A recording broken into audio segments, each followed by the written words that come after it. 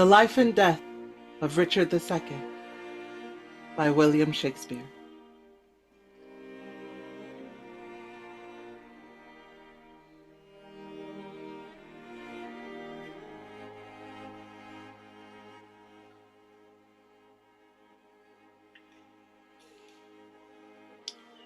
O John of Gaunt, time-honoured Lancaster, hast thou, according to thy oath and band, brought hither Henry Hereford, thy bold son, here to make good the boisterous late appeal which then our leisure would not let us hear against the Duke of Norfolk, Thomas Mowbray?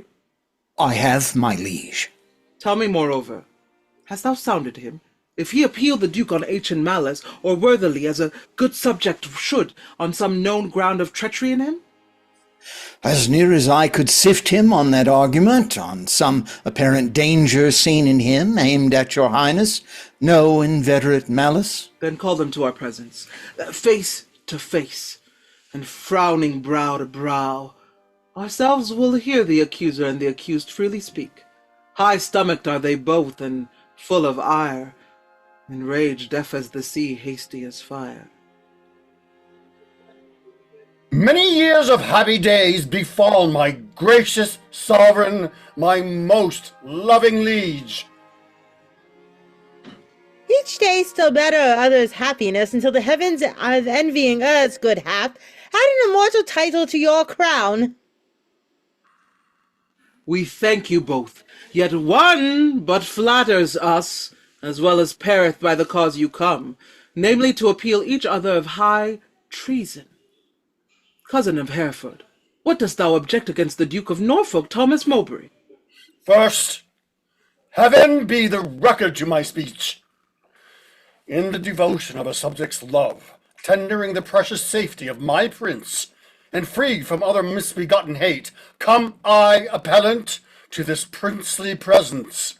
Now, Thomas Mowbray, do I turn to thee, and mark my greeting well, for what I speak, my body shall make good upon this earth, or my divine soul answer it in heaven. Thou art a traitor and a miscreant, too good to be so, and too bad to live.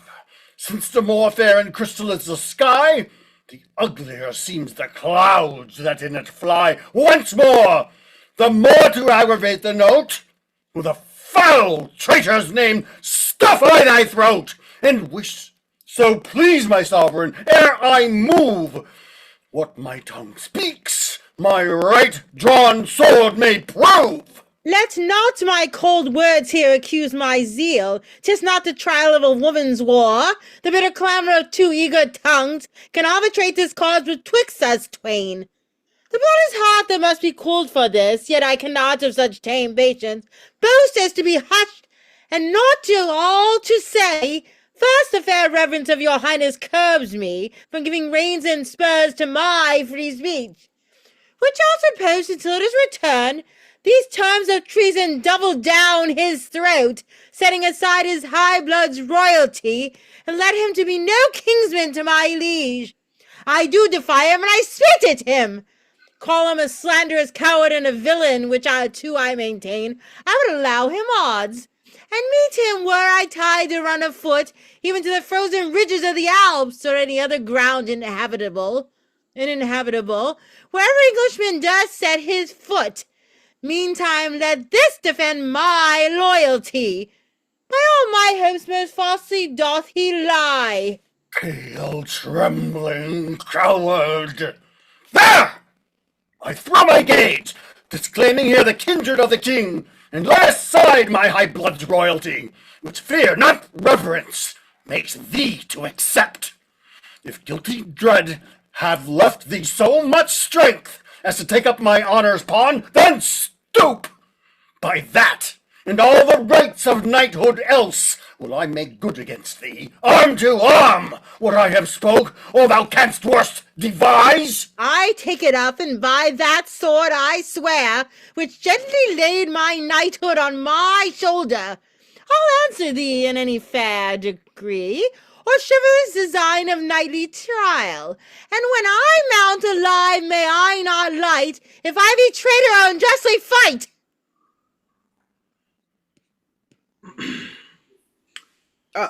What doth our cousin lay to Mowbray's charge?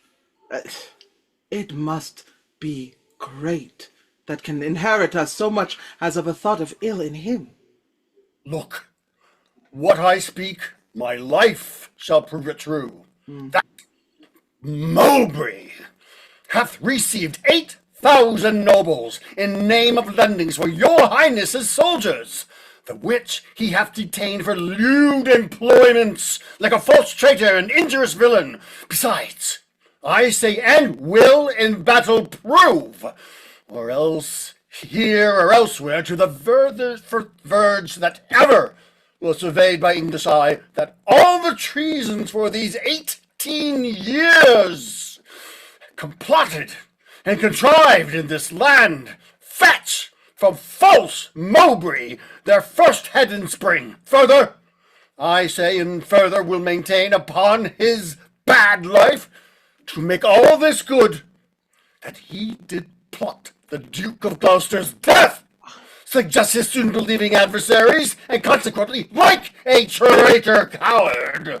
sluiced out his innocent soul through streams of blood, which blood, like sacrificing Abel's, cries, even from the tongueless caverns of the earth, to me for justice and rough chastisement, and by the glorious worth of my descent, this arm shall do it, or this life be spent. How high a pitch his resolution soars!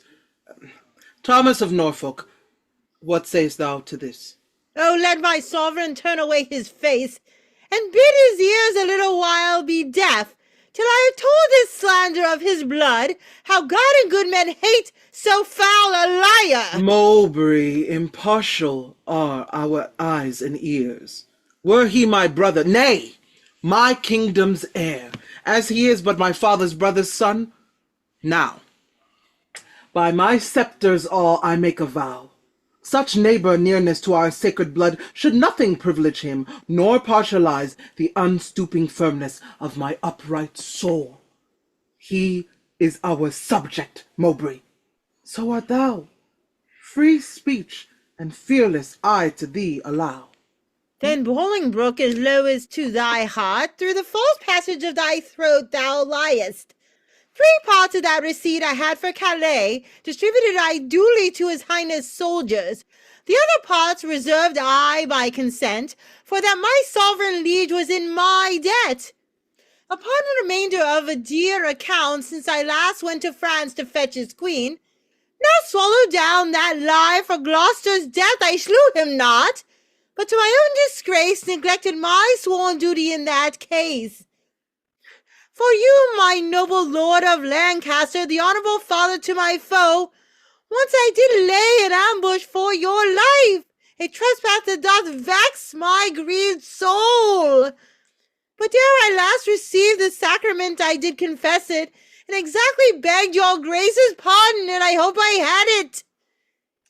This is my fault, as for the rest appealed, it issues from the rancour of a villain, a recream and most degenerate traitor, which in myself I boldly will defend, and interchangeably hurl down my gage upon this overweening traitor's foot, to prove myself a loyal gentleman, even in the best blood chamber in his bosom. In haste, wherefore, most heartily I pray your highness to assign our trial day. Wrath kindled gentlemen, be ruled by me. Let's purge this choler without letting blood. This we prescribe. Though no physician, deep malice makes too deep incision. Forget, forgive, conclude and be agreed. Our doctors say this is no month to bleed. Good uncle, let this end where it begun. Will calm the Duke of Norfolk, you, your son. To be a peace, make peace shall become my age. Throw down, my son, the Duke of Norfolk's gage. And Norfolk, throw down his. When, Harry? When? Obedience bids I should not bid again. Norfolk, throw down, we bid, there is no boot. Myself I throw dead sovereign at thy foot. My life thou shalt command, but not my shame. The one my duty owes, but my fair name, despite of death that lives upon my grave. To doctor's honors use thou shalt not have. I am disgraced, impatient, baffled here. Pierced to the soul with a slanderous venom spear, to which no balm can cure but his hot blood which breatheth poison. Rage must be withstood. Give me his gauge. Lions make leopards tame. Yea, but not changer's spots take but my shame. I resign my gauge, my dear, dear lord. The purest treasure mortal times afford is spotless reputation that are way. Men are but gilded loam or painted clay in a jewel in a 10-time barred up chest. His bold spirit in a loyal breast. Mine honor is my life, both grow in one. Take honor from me, and my life is done. Then, my dear liege, my honor let me try. In that I live for fear that I will die. Cousin! Throw up your gauge. Do you begin? Oh, God, defend my soul from such deep sin. Shall I seem crestfallen in my father's sight? Or with pale beggar fear impeach my height before this outdared dastard? Ere my tongue shall wound my honor with such feeble wrong, or sound so base a parle, my teeth shall tear the slavish motive of this recanting fear and spit it, bleeding, in his high disgrace, where shame doth harbor even in Mowbray's face. We were not born to sue, but to command. Which since we cannot do to make you friends, be ready, as your lives shall answer it. At Coventry, upon St. Lambert's day, there shall your swords and lances arbitrate the swelling difference of your settled hate. Since we cannot atone you, we shall see justice design the victor's chivalry. Lord Marshal, command our officers at arms. Be ready to direct these home alarms.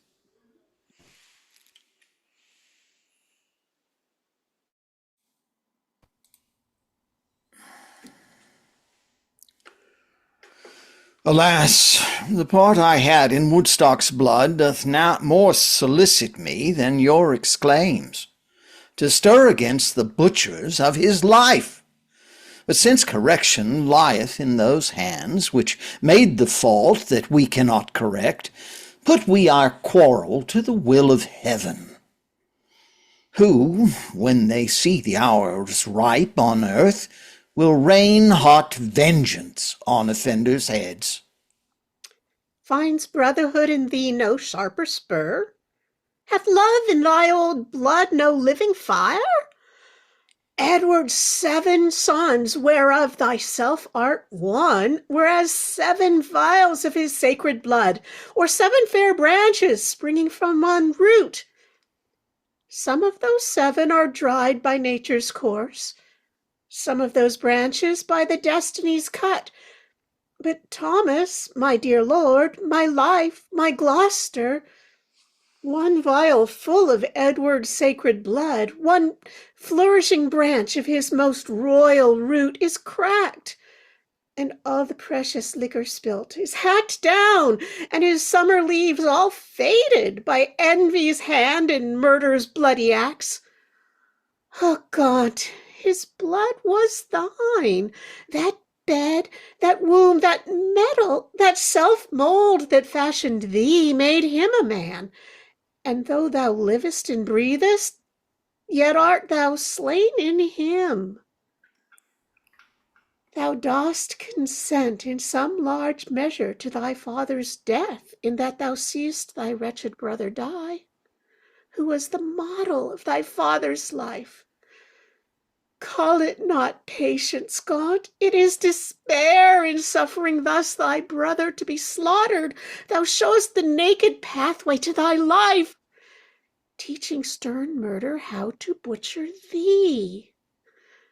That which in mean men we entitle patience is pale cold cowardice in noble breasts. What shall I say?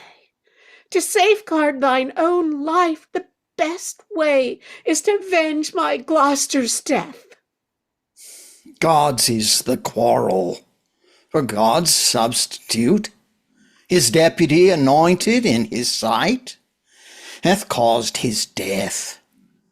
The which, if wrongfully, let heaven revenge, for I may never lift an angry arm against his minister. Where, then, alas, may I complain myself? To God, the widow's champion and defence.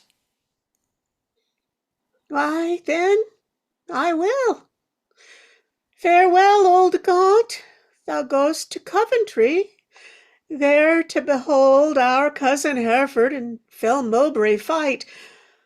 Oh, sit my husband's wrongs on Hereford's spear, that it may enter Butcher Mowbray's breast. Or, if misfortune miss the first career, be Mowbray's sins so heavy in his bosom they may break his foaming courser's back, and throw the rider headlong in the lists. A caitiff recreant to my cousin Hereford. Farewell, old Gaunt. Thy sometimes brother's wife, with her companion grief, must end her life. Sister, farewell. I must to Coventry, as much good stay with thee as go with me. Yet one word more. Grief boundeth where it falls, not with the empty hollowness, but weight. I take my leave before I have begun, for sorrow ends not when it seemeth done. Commend me to thy brother Edmund York. Lo, this is all. Nay, yet depart not so. Though this be all, do not so quickly go. I shall remember more. Bid him, what? With all good speed at Plashy visit me. Alack, and what shall good old York there see but empty lodgings and unfurnished walls, unpeopled offices, untrodden stones? And what here therefore welcome but my groans? Therefore, commend me, let him not come there to seek out sorrow that dwells everywhere. Desolate, desolate, will I hence and die? The last leave of thee takes my weeping eye.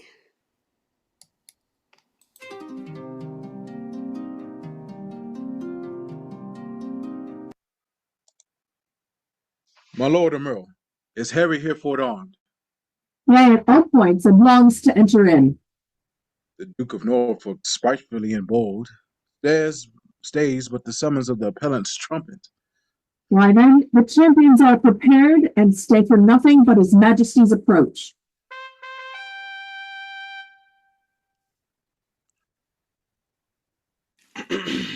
Marshal, demand of yonder champion the cause of his arrival here in arms. Ask him his name and orderly proceed to swear him in the justice of his cause. In God's name and the king's, says who thou art and why thou comest thus knightly clad in arms, against what man thou comest, and what they call. Speak truly on thy knighthood and thy oath, that so defend thee heaven and thy valor. My name is Thomas Mowbray, Duke of Norfolk, who hither come engaged by my oath, which God defend a knight should violate, both to defend my loyalty and truth, to God my king and my succeeding issue against the Duke of Hereford that appeals me, and by the grace of God in this mine arm to prove him in defending of myself, a traitor to my God, my king, and me, as I truly fight defend me heaven.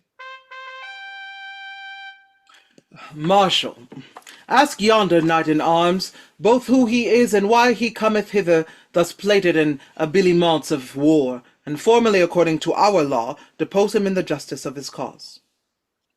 What is thy name, and wherefore comest thou hither? Before King Richard in his royal list, against whom comest thou, and what's thy call? Speak like a true knight, so defend thee heaven. Henry of Hereford, Lancaster, and Derby am I, who ready here do stand in arms to prove by God's grace and my body's valor enlists on Thomas Mowbray, Duke of Norfolk, that he is a traitor, foul and dangerous to God of heaven, King Richard, and to me. And as I truly fight, defend me, heaven!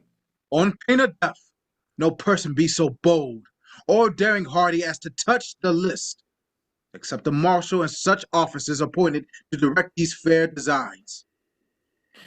Lord Marshal, let me kiss my sovereign's hand, and bow my knee before his majesty. For Mowbray and myself are like two men that vow a long and weary pilgrimage.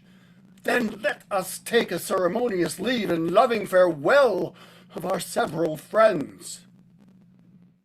The appellant in all duty greets your highness, and craves to kiss your hand and take his leave. We will descend and fold him in our arms. Cousin of Hereford, as thy cause is right, so be thy fortune in this royal fight. Farewell, my blood, which if today thou shed, lament we may, but not revenge thee dead. Oh, let no noble eye profane a tear for me, if I be gored with Mowbray's spear. As confident as is the falcon's flight, against a bird do I with Mowbray fight. My loving lord, I take my leave of you. Of you, my noble cousin, Lord Omer, not sick, although I have to do with death, but lusty, young, and cheerly drawing breath. Lo, as at English feasts, so I regreet the daintiest last, to make the end most sweet. O thou, the earthly author of my blood, whose youthful spirit in me regenerate, doth with a twofold vigor lift me up to reach at victory above my head, and proof unto mine armor with thy prayers, and with thy blessings steel my lance's point, that it may enter Mowbray's waxen coat, and Fergus knew the name of John o' Gaunt, even in the lusty behavior of his son. God in thy good cause make thee prosperous. Be swift like lightning in the execution, and let thy blows, doubly redoubled, fall like amazing thunder on the casque, and thy adverse pernicious enemy. Rouse up thy youthful blood, be valiant, and live. Mine innocency and St. George to thrive! Whoever God or fortune casts my lot, there lives or dies true to King Richard's throne, a loyal, just, and upright gentleman, never did captive with a freer heart, cast off his chains of bondage and embrace his golden, uncontrolled enfranchisement. More than my dancing soul doth celebrate this feast of battle with mine adversary. Most mighty liege and my companion peers, take from my mouth the wish of happy years. As gentle jocund as to jest, go I to fight, truth hath a quiet breast. Farewell, my lord. Securely I espy virtue with valor couched in thine eye. Order the trial, marshal, and begin. Henry of Hereford, Lancaster and Derby, receive thy lance, and God defend the right. Strong as a tower in hope, I cry, Amen! Go bear this lance to Thomas, Duke of Norfolk.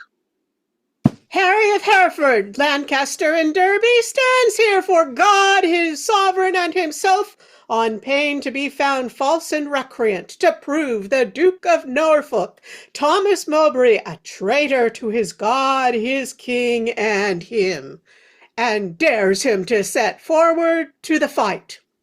Here standeth Thomas Mowbray, Duke of Norfolk, on pain to be found false and recreant, both to defend himself and to approve Henry of Hereford, Lancaster, and Derby, to God, his sovereign, and to him disloyal, courageously and with a free desire, attending but the signal to begin.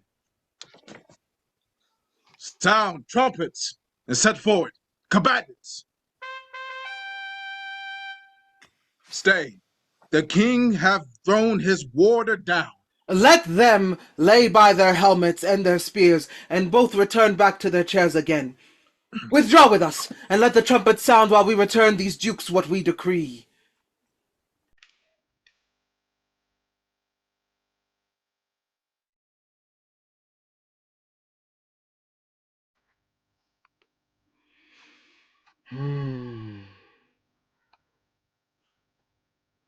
Draw near, and list what with our counsel we have done, for that our kingdom's earth should not be soiled with that dear blood which it hath fostered, and for our eyes do hate the dire aspect of civil wounds ploughed up with neighbour's sword.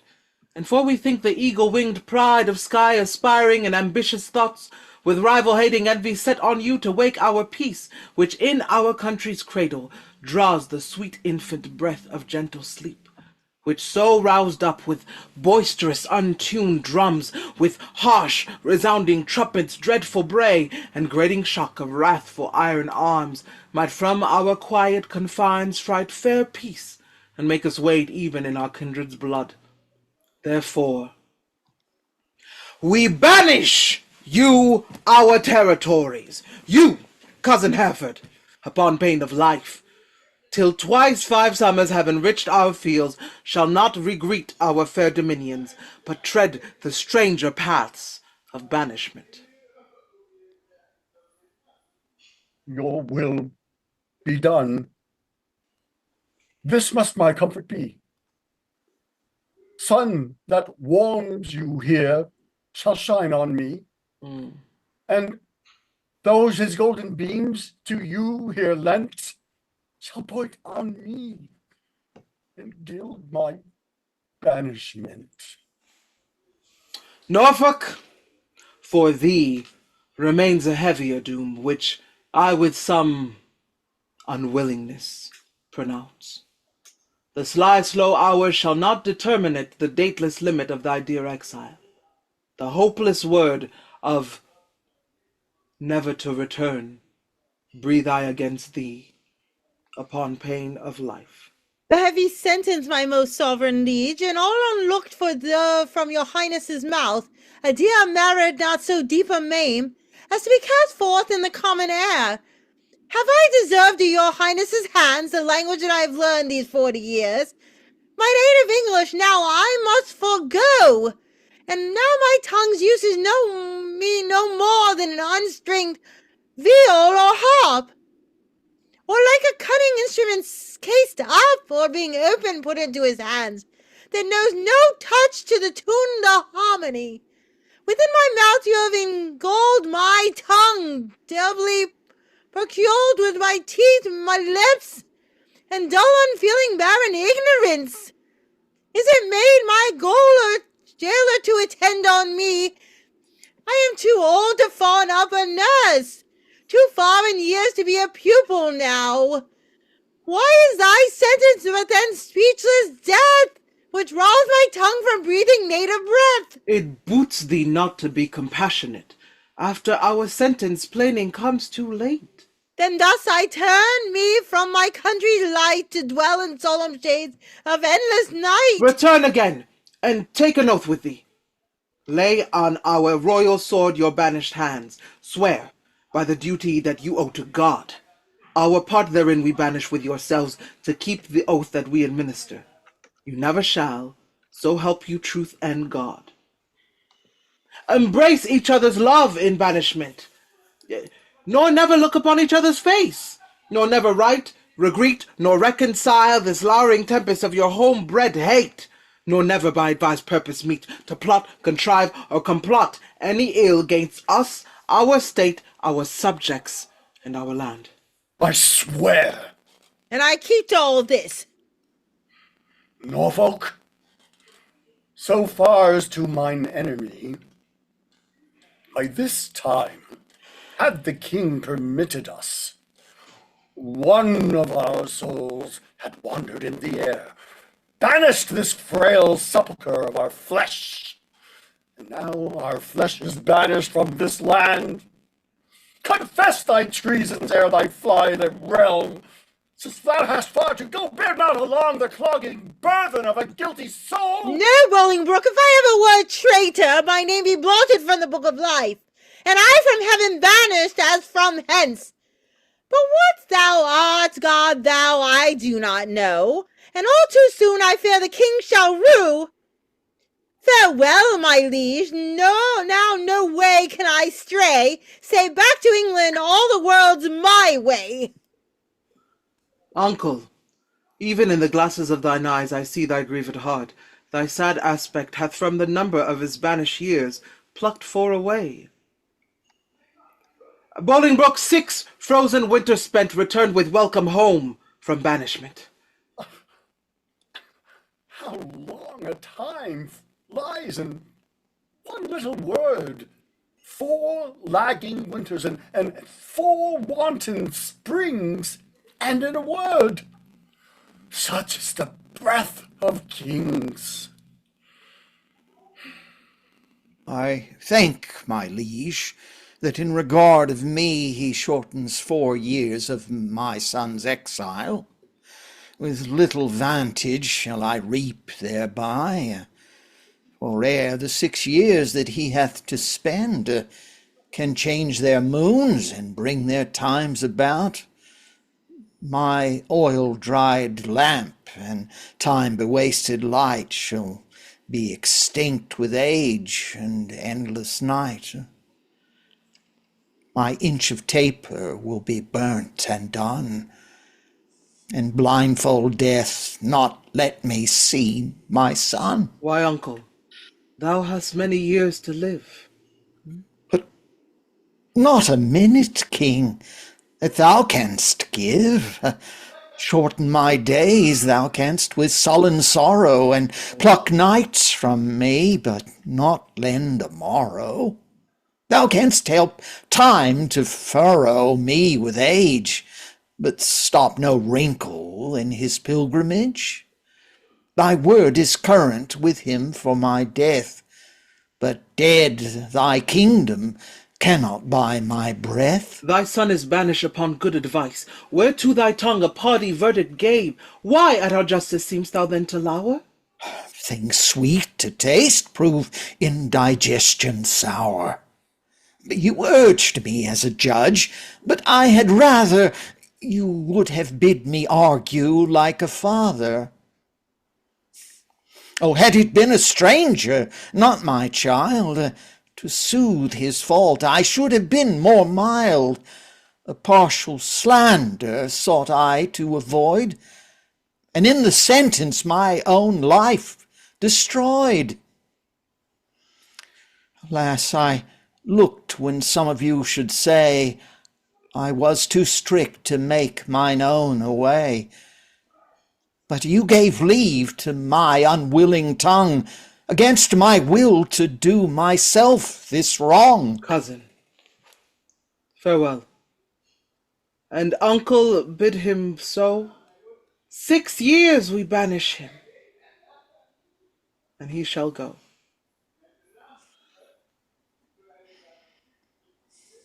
Cousin, farewell. What presence must not know. From where you do remain, let paper show. My lord, no leave take I, for I will ride as far as land will let me, your side. Oh, to what purpose dost thou hoard thy words, that thou returnest no greeting to thy friends? I have too few to take my leave of you, when the tongue's office should be prodigal, to breathe the abundant dolour of the heart. My grief is but thy absence for a time. Joy absent, grief is present for that time. What is 6 winters? They are quickly gone. To men in joy, but grief makes 1 hour 10. Call it a travel that thou takest for pleasure. My heart will sigh when I miscall it so, which finds it in enforced pilgrimage. The sullen passage of thy weary steps esteem as foil wherein thou art to set the precious jewel of thy home return. Nay, rather, every tedious stride I make will but remember me what a deal of world I wander from the jewels that I love. Must I not serve a long apprenticeship to foreign passages? And in the end, having my freedom, boast of nothing else but that I was a journeyman to grief? All places that the eye of heaven visits are to a wise man ports and happy havens. Teach thy necessity to reason thus. There is no virtue like necessity. Think not the king did banish thee, but thou the king. Woe doth the heavier sit, where it perceives it is but fairly born.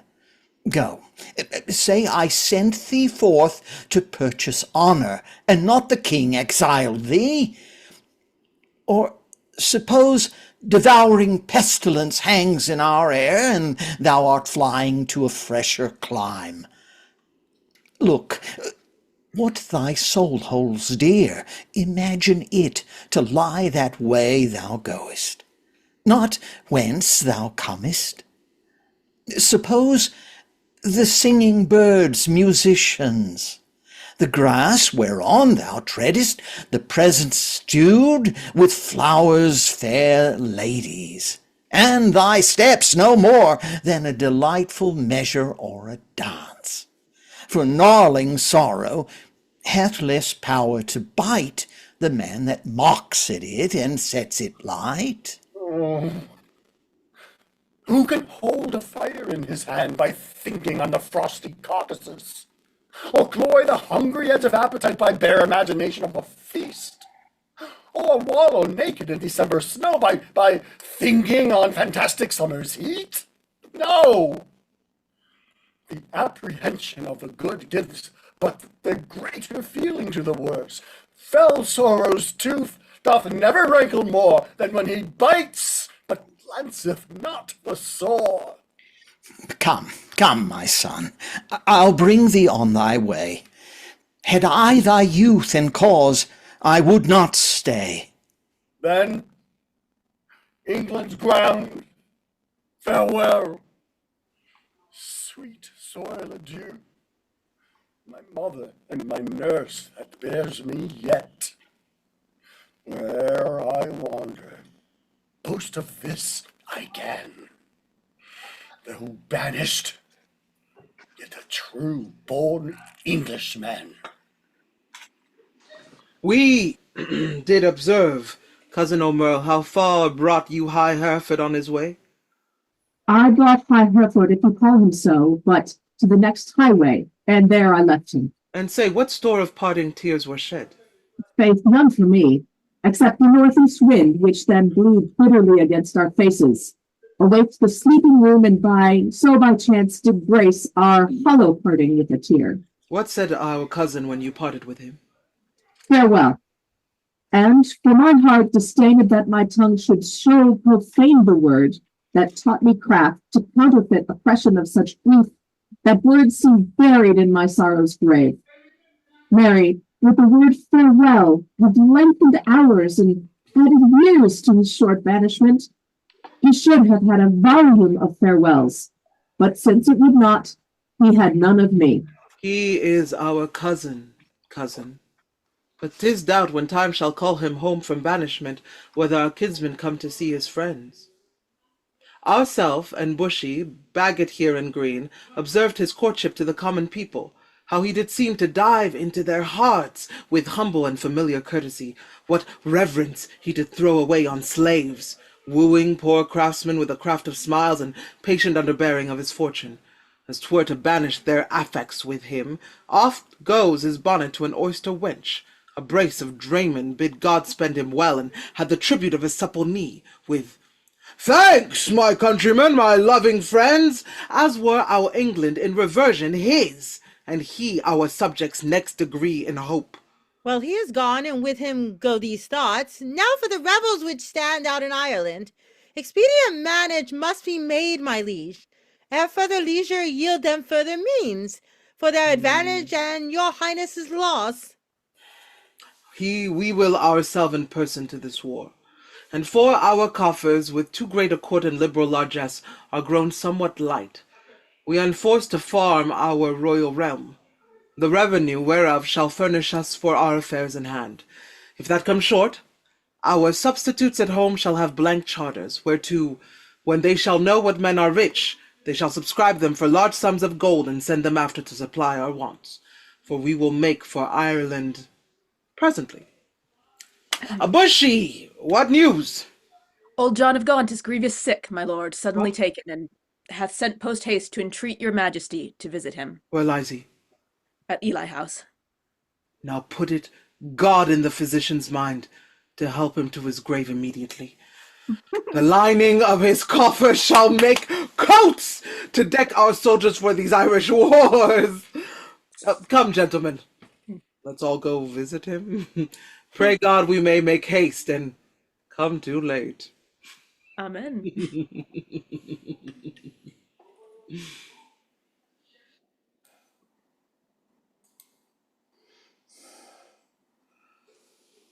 Will the king come, that I may breathe my last in wholesome counsel to his unstayed youth?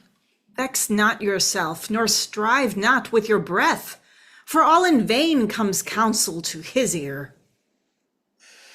Oh, but they say the tongues of dying men enforce attention like deep harmony. There where words are scarce, they are seldom spent in vain. They breathe truth that breathe their words in pain. He that no more must say is listened more than they whom youth and ease have taught to glose. Nor are the men's ends marked than their lives before. The setting sun, music at the close, as the last taste of sweets is sweetest last. Writ in remembrance more than things long past, though Richard my life's counsel would not hear, my death's sad tale may yet undeaf his ear. No, it is stopped with other flattering sounds, as praises of whose taste the wise are fond, lascivious meters to whose venom sound the open ear of youth doth always listen. Report of fashions in proud Italy, whose manners still our tardy apish nation limps after in base imitation. Where doth the world thrust forth of vanity, so it be new there's no respect how vile, that is not quickly buzzed into his ears? Then all too late comes counsel to be heard, wherewith doth mutiny with wit's regard. Direct not him whose way himself will choose. 'Tis breath thou lackest, and that breath wilt thou lose. Methinks I am a prophet new inspired, and thus expiring do foretell of him. His rash, fierce blaze of riot cannot last, for violent fires soon burn out themselves. Small showers last long, and sudden storms are short. He tires betimes, that spurs too fast betimes. With eager feeding food doth choke the feeder. Light vanity, insatiate cormorant. Consuming means soon preys upon itself.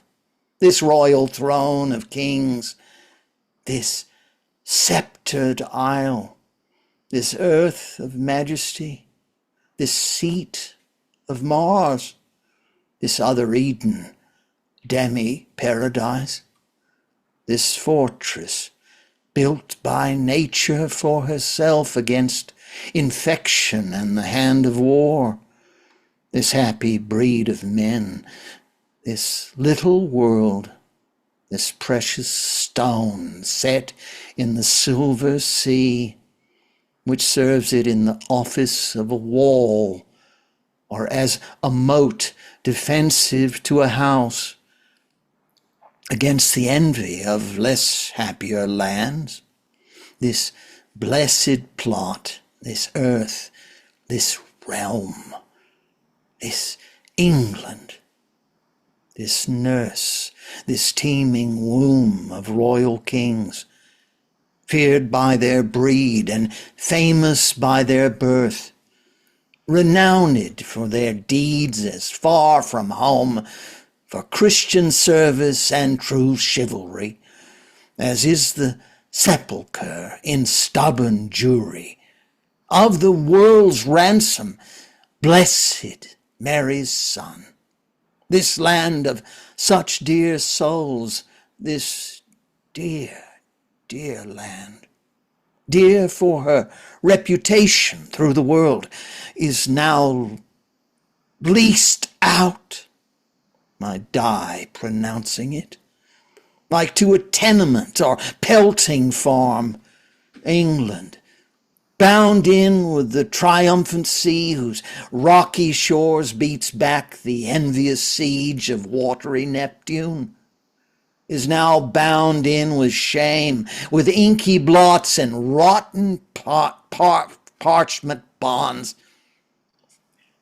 That England, that was wont to conquer others, hath made a shameful conquest of itself. Ah, would the scandal vanish with my life? How happy then were my ensuing death!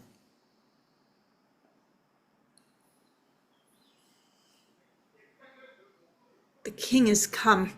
Deal mildly with his youth. For young hot coals being raged do rage the more. How fares our noble Uncle Lancaster? What comfort, man? How is't with age gaunt? Oh, how that name befits my composition. Old Gaunt, indeed, and gaunt in being old. In me grief hath kept a tedious fast, and who abstains from meat that is not gaunt? For sleeping England long time have I watched. Watching breeds leanness. Leanness is all gaunt. The pleasure that some fathers feed upon is my strict fast. I mean my children's looks. And therein fasting hath thou made me gaunt. Gaunt am I for the grave, gaunt as a grave, whose hollow womb inherits naught but bones. Can sick men play so nicely with their names? Now misery makes sport to mock itself, since thou dost seek to kill my name in Mio. I mock my name, great king, to flatter thee. Should dying men flatter with those that live? No, no, men living flatter those that die. Thou, now a dying, sayest thou flatterest me. Oh, no, thou diest, though I the sicker be. I am in health. I breathe and see thee ill. Now he that made me knows I see thee ill, ill in myself to see, and in thee seeing ill. Thy deathbed is no lesser than thy land wherein thou liest in reputation sick. And thou, too careless patient as thou art, committest thy anointed body to the cure of those physicians that first wounded thee. 1,000 flatterers sit within thy crown, whose compass is no bigger than thy head, and yet encaged in so small a verge. The waste is no whit lesser than thy land. Oh, had thy grandsire with a prophet's eye seen how his son's son should destroy his sons, from forth thy reach he would have laid thy shame, deposing thee before thou wert possessed, which art possessed now to depose thyself. My cousin, wert thou regent of the world, it were a shame to let this land by lease, but for thy world enjoying but this land, it is not more than shame to shame it so. Landlord of England art thou now, not king. Thy state of law is bond-slave to the law. And thou— A lunatic, lean-witted fool, presuming on an ague's privilege, darest with thy frozen admonition make pale our cheek, chasing the royal blood with fury from his native residence. Now, by my seat's right royal majesty, wert thou not brother to great Edward's son, this tongue that runs so roundly in thy head should run thy head from thy unreverent shoulders. Oh, spare me not, my brother Edward's son, for that I was his father, Edward's son. That blood already, like the pelican, hath thou tapped out and drunkenly caroused. My brother Gloucester, plain well-meaning soul, whom fair befall in heaven mongst happy souls, may be a precedent and witness good that thou respectest not spilling Edward's blood. Join with the present sickness that I have, and thy unkindness be like crooked age, to crop at once a too long withered flower. Live in thy shame, but die not shame with thee. These words hereafter thy tormentors be. Convey me to my bed, then to my grave. Love they to live that love and honor have. And let them die that ancient sullens have, for both hast thou, and both become the grave. I do beseech your majesty, impute his words to wayward sickliness and age in him. He loves you on my life and holds you dear as Harry Duke of Hereford were he here. Right. You say true. As Hereford's love, so his, as theirs, so mine, and all be as it is. My liege, old Gaunt commends him to your majesty. What says he? Nay, nothing. All is said.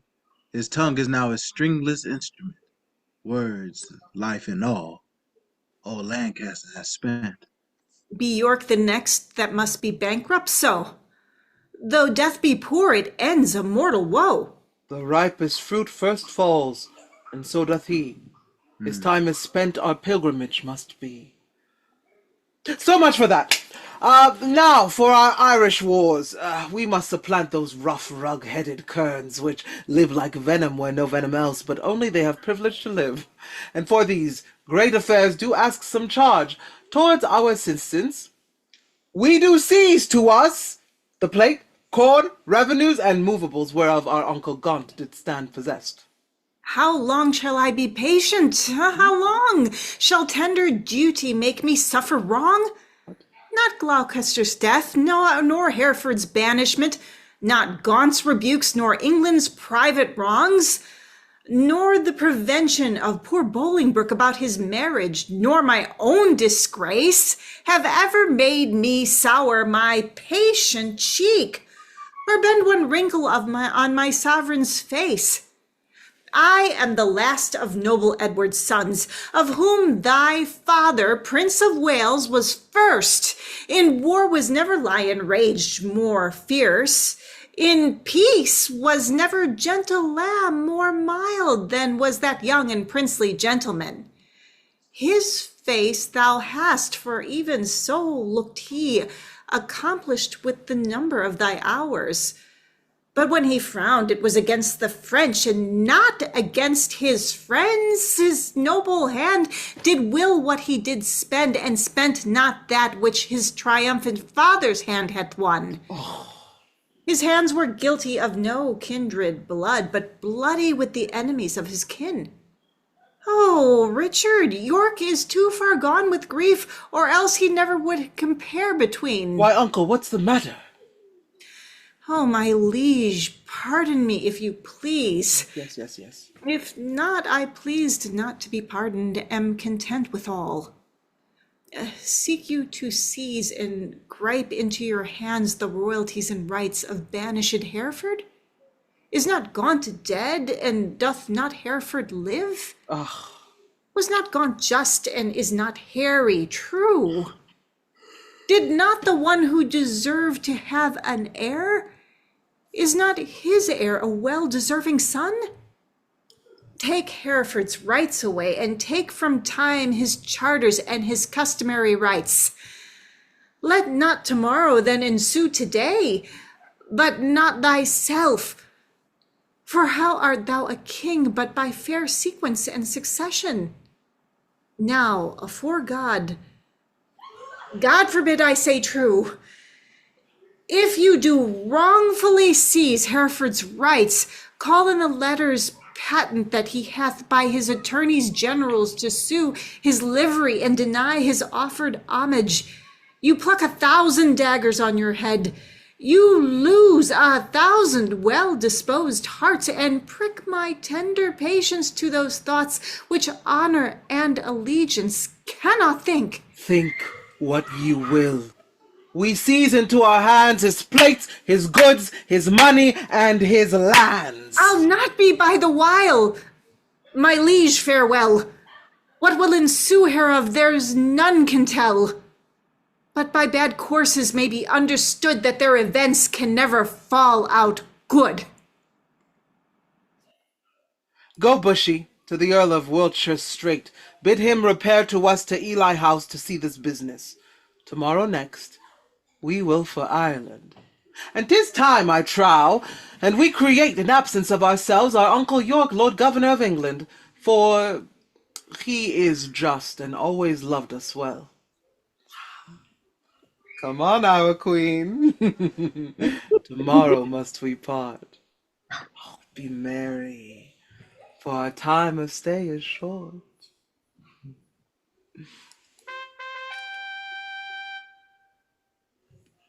Well, lords, Lancaster is dead.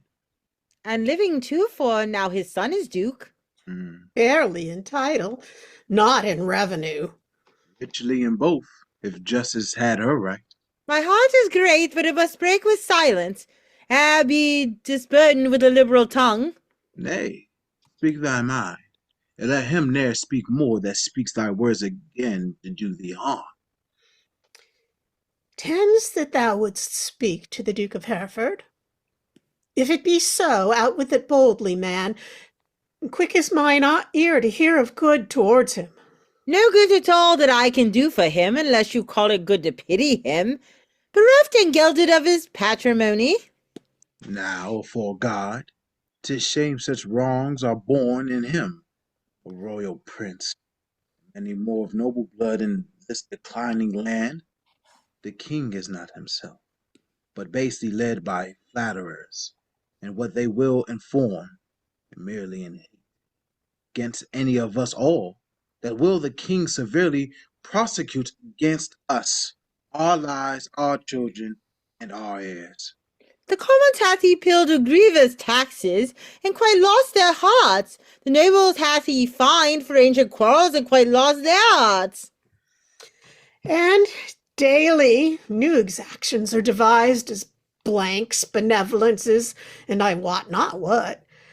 But what a God's name doth become of this? Wars have not wasted it, for warred he have not, but basely yielded upon compromise. That which his noble ancestors achieved with blows, more hath he spent in peace than they in wars. The Earl of Wiltshire hath the realm in farm. The king's grown bankrupt, like a broken man.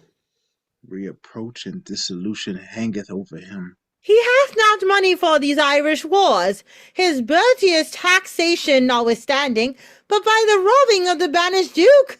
His noble kinsman, most degenerate king. But lords, we hear this fearful tempest sing, yet see no shelter to avoid the storm. We see the wind sit sore upon our sails, and yet the strife securely perish. We see the varied wreck that we must suffer, and unavoided is the danger now for suffering so causes of our wreck. Not so. Even though the hollow eyes of death, I spy life peering, but I dare not say how near the tidings of our comfort is. Nay, let us share thy thoughts as thou dost ours. Be confident to speak, Northumberland. We three are but thyself, and speaking so thy words are but as thoughts, therefore be bold.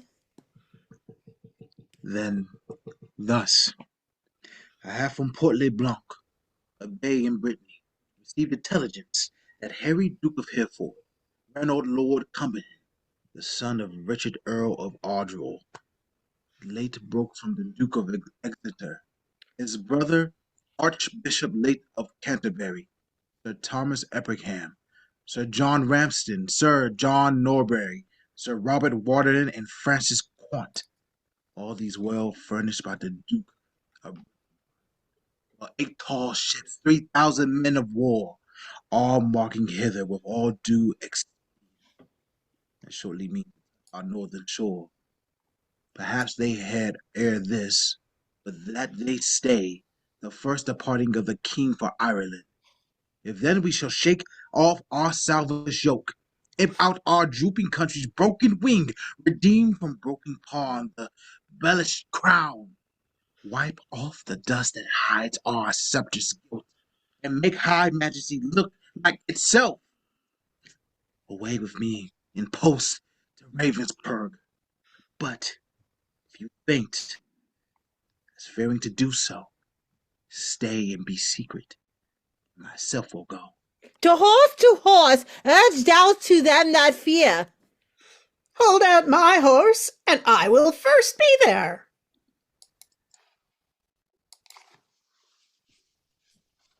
Madame, your majesty is too much sad. You promised when you parted with the king to lay aside life-harming heaviness and entertain a cheerful disposition. To please the king I did. To please myself I cannot do it. Yet I know no cause why I should welcome such a guest as grief, save bidding farewell to so sweet a guest as my sweet Richard. Yet again, methinks, some unborn sorrow, ripe in fortune's womb, is coming towards me, and my inward soul with nothing trembles. At some thing it grieves, more than with parting my lord from my lord the king. Each substance of a grief hath 20 shadows, which shows like grief itself, but is not so. For sorrow's eye, glazed with blinding tears, divides one thing entire to many objects, like perspectives, which rightly gazed upon show nothing but confusion. Eye to eye, distinguish form. So, your sweet majesty, looking awry upon your lord's departure, find shapes of grief more than himself to wail, which, looked on as it is not but shadows of what is not. The thrice gracious queen, more than your lord's departure weep not. More's not seen, or if it be, 'tis with false sorrow's eye, which for things true weeps things imaginary. It may be so, but yet my inward soul persuades me it is otherwise. however it be, I cannot but be sad, so heavy, sad, as though on thinking on no thought, I think makes me with heavy nothing faint and shriek. 'Tis nothing but conceit, my gracious lady. 'Tis nothing less. Conceit is still derived from some forefather grief. Mine is not so.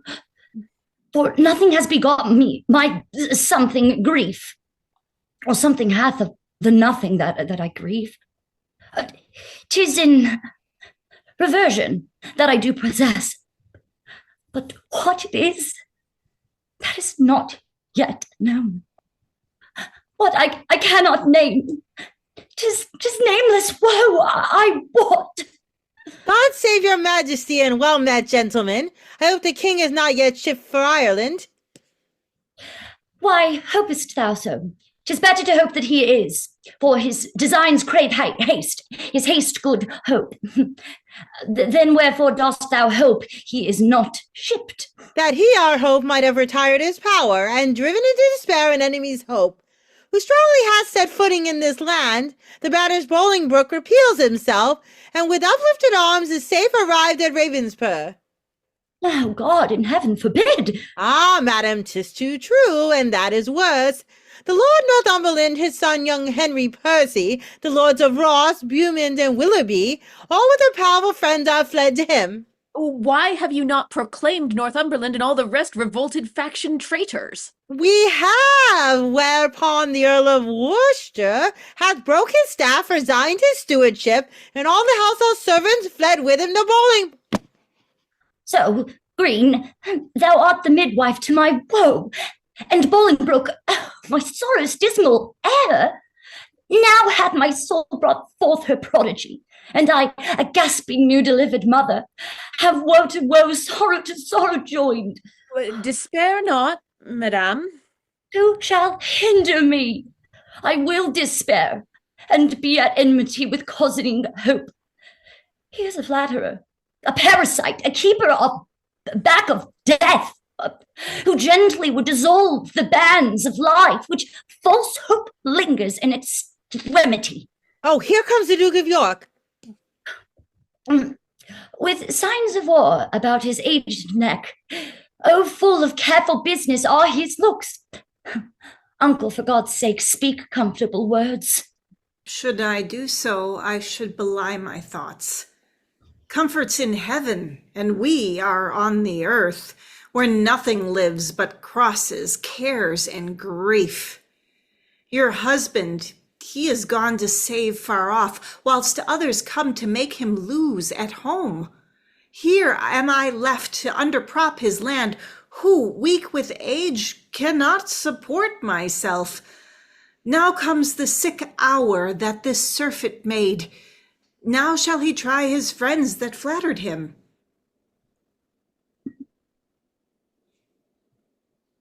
My lord, your son was gone before I came. He was? Why so? Go all which way it will. The nobles they are fled, the commons they are cold, and will, I fear, revolt on Hereford's side. Sirrah, get thee to Plashy, to my sister Gloucester.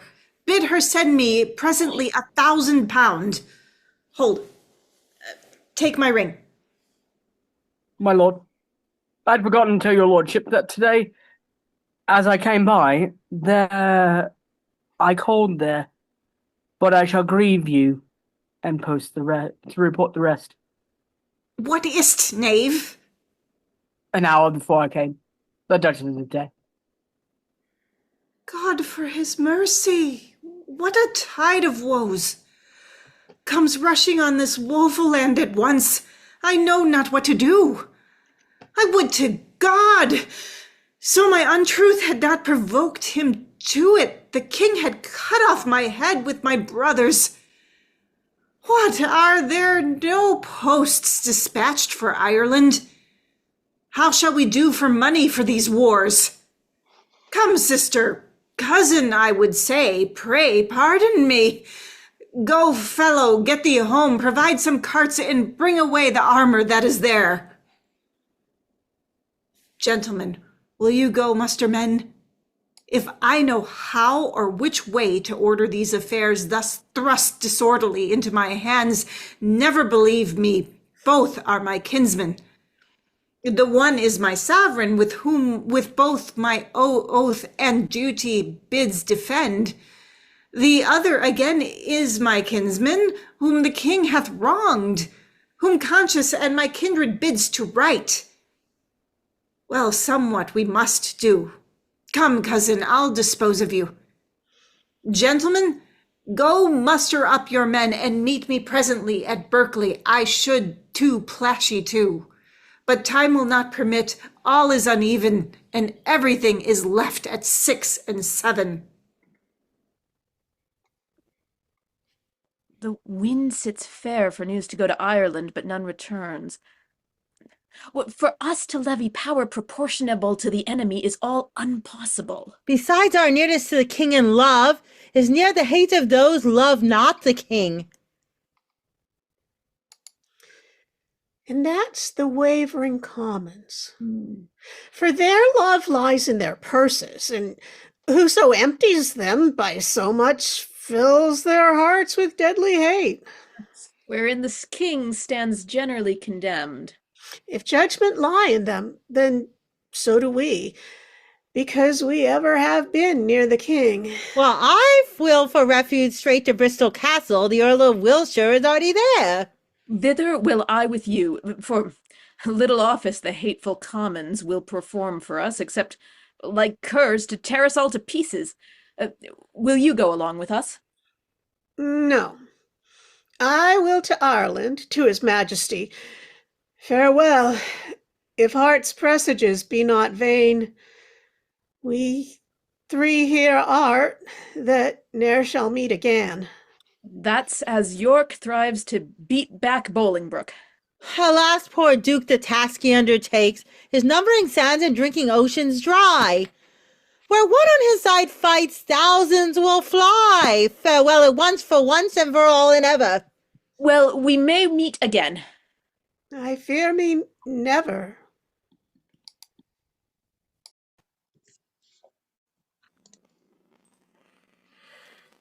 How far is it, my lord, to Berkeley now? Believe me, noble lord, I'm a stranger here in Gloucestershire. These high, wild hills and rough, uneven ways draws out our mouths and makes them wearisome. And yet your fair discourse hath been as sugar, making the hard way sweet and delectable. But I bethink me that what a weary way from Ravensburg to Cotswold would be so found, and Ross and Willow Bay wanting your company, which I protest have been very much beguiled. Tediousness and process of my travel, but there is sweetened with the hope to have the present benefit which I possess, and hope to joy is little less enjoyed than hope enjoyed by this weary lord, so make their way seem short, as mine have done by sight of what I have, your noble company. Of much less value is my company than your good words. But who comes here? It is my son, young Harry Percy, sent from my brother Worcester, whence ever over. Harry, how fares your uncle?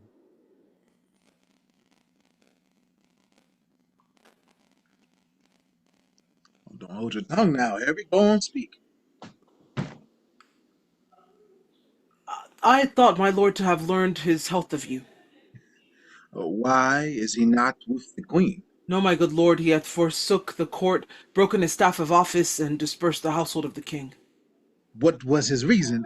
He was not so resolved when we spake together. Because your lordship was proclaimed traitor, but he, my lord, is gone to Ravensburg to offer service to the Duke of Hereford, and sent me over by Berkeley to discover what power the Duke of York had levied there, then with directions to repair to Ravensburg.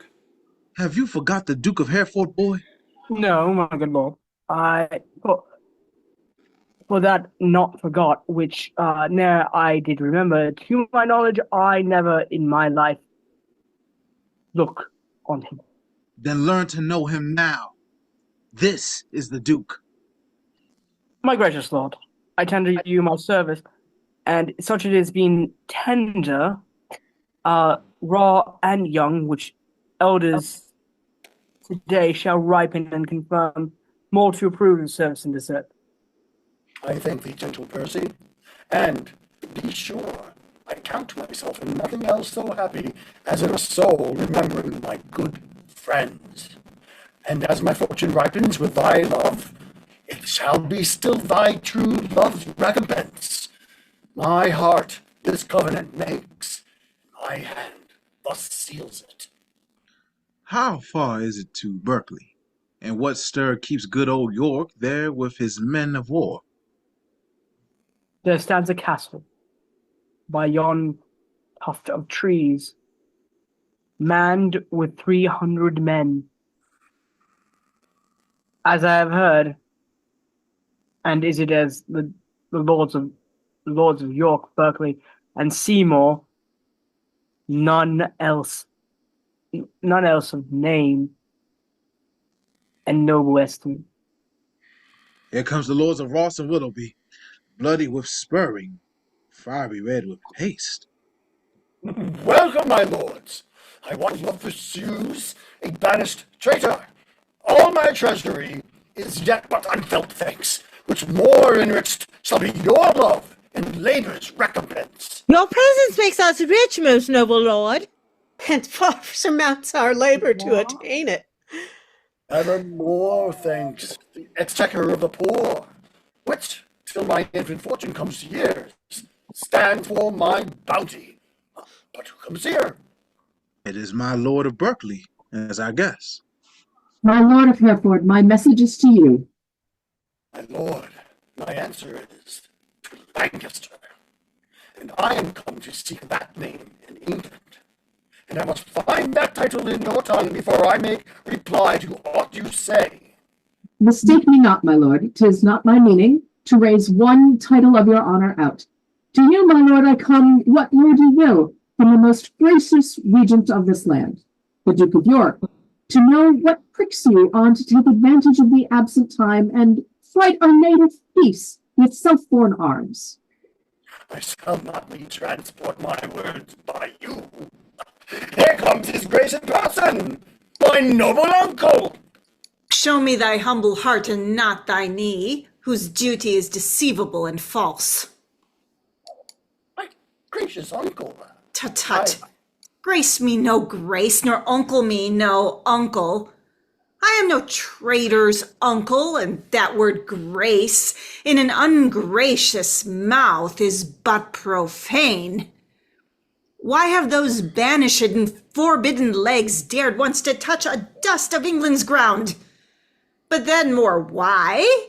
Why have they dared to march so many miles upon her peaceful bosom, frighting her pale-faced villagers with war and ostentation of despised arms? Comest thou because the anointed king is hence? Why, foolish boy, the king is left behind, and in my loyal bosom lies his power. Were I but now the lord of such hot youth as when brave Gaunt, thy father, and myself rescued the Black Prince, that young Mars of men, from forth the ranks of many thousand French, oh, then how quickly should this arm of mine, now prisoner to the palsy, chastise thee and minister correction to thy fault. My gracious uncle, let me know my fault. On what condition stands it and we're in? Even in condition of the worst degree, in gross rebellion and detested treason. Thou art a banished man, and here art come before the expiration of thy time, in braving arms against thy sovereign. As I was banished Hereford. But as I come for Lancaster. And, noble uncle, I beseech your grace, look on my wrongs with an indifferent eye.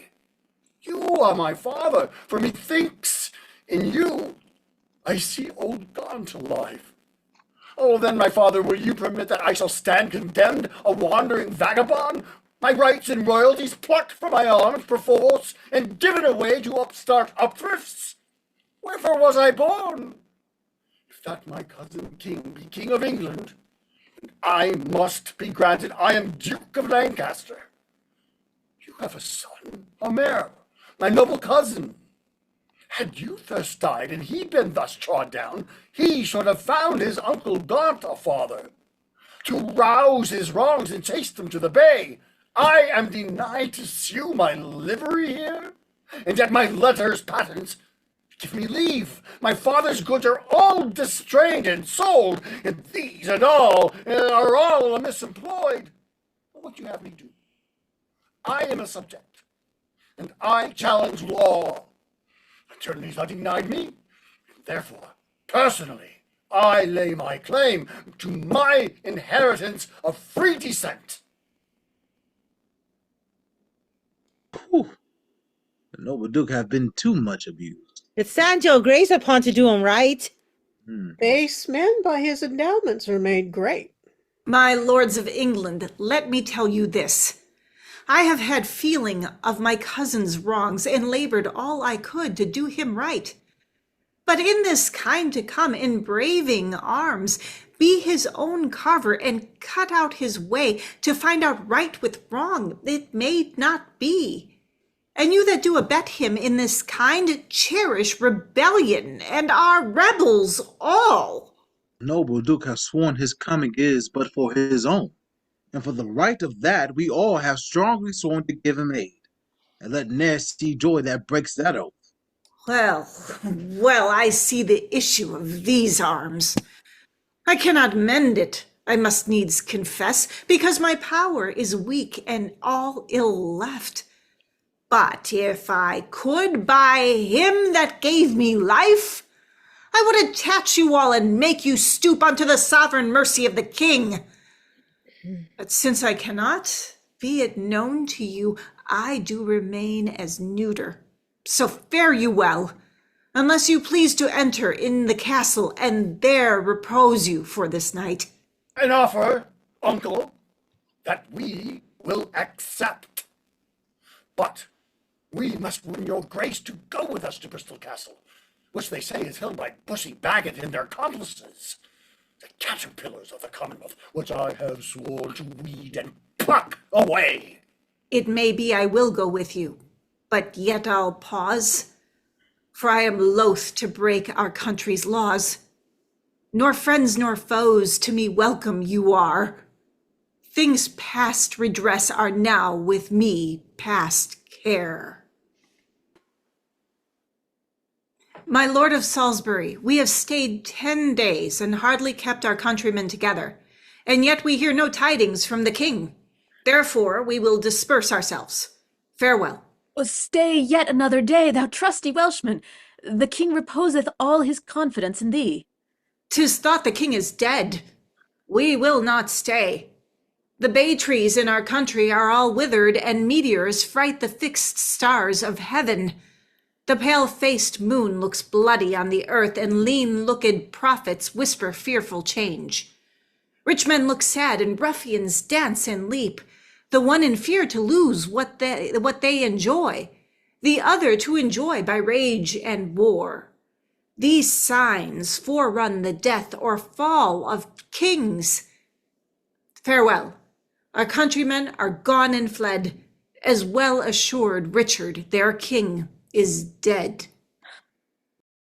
Ah, Richard, with the eyes of heavy mind I see thy glory like a shooting star fall to the base earth from the firmament. Thy sun sets weeping in the lowly west, witnessing storms to come, woe and unrest. Thy friends are fled to wait upon thy foes, and crossly to thy good all fortune goes.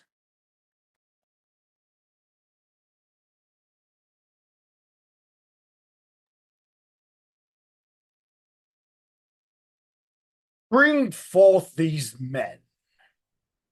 Bushy and Green, I will not vex your souls, since presently your souls must part your bodies. with too much urging your pernicious lives, for 'twere no charity. Yet, to wash your blood from off my hands here in the view of men, I will unfold some causes of your deaths. You have misled a prince, a royal king, a happy gentleman in blood and lineaments, but you unhappy and disfigured clean. You have in manner with your sinful hours made a divorce betwixt his queen and him, broke your possession of a royal bed, and stained the beauty of a fair queen's cheeks with tears drawn from her eyes by your foul wrongs. Myself, a prince by fortune on my birth, near to the king in blood and near in love, till you did make him misinterpret me, have stooped my neck under your injuries, and sighed my English breath in foreign clouds, eating the bitter bread of banishment, whilst you have fed upon my signories, disparked my parks, and felled my forest woods, from my own windows torn my household coat, raised my impress, leaving me no sign, save men's opinions and my living blood, to show the world I am a gentleman. This and much more than twice all this, condemns you to death. See them delivered to execution in the hand of death. More welcome is the stroke of death to me than Bolingbroke to England. Lords, farewell. My comfort is that heaven will take our souls and plague injustice with the pain of hell. My lord Northumberland, see them dispatched. Uncle, you say the queen is at your house. For God's sake, fairly let her be entreated. Tell her I send to her my kind commands. Take special care my greetings be delivered. A gentleman of mine I have dispatched with letters of your love to her at large. Thank gentle uncle. Come, lords, away. A fight with Glendower and his accomplices. While to work, and after holiday.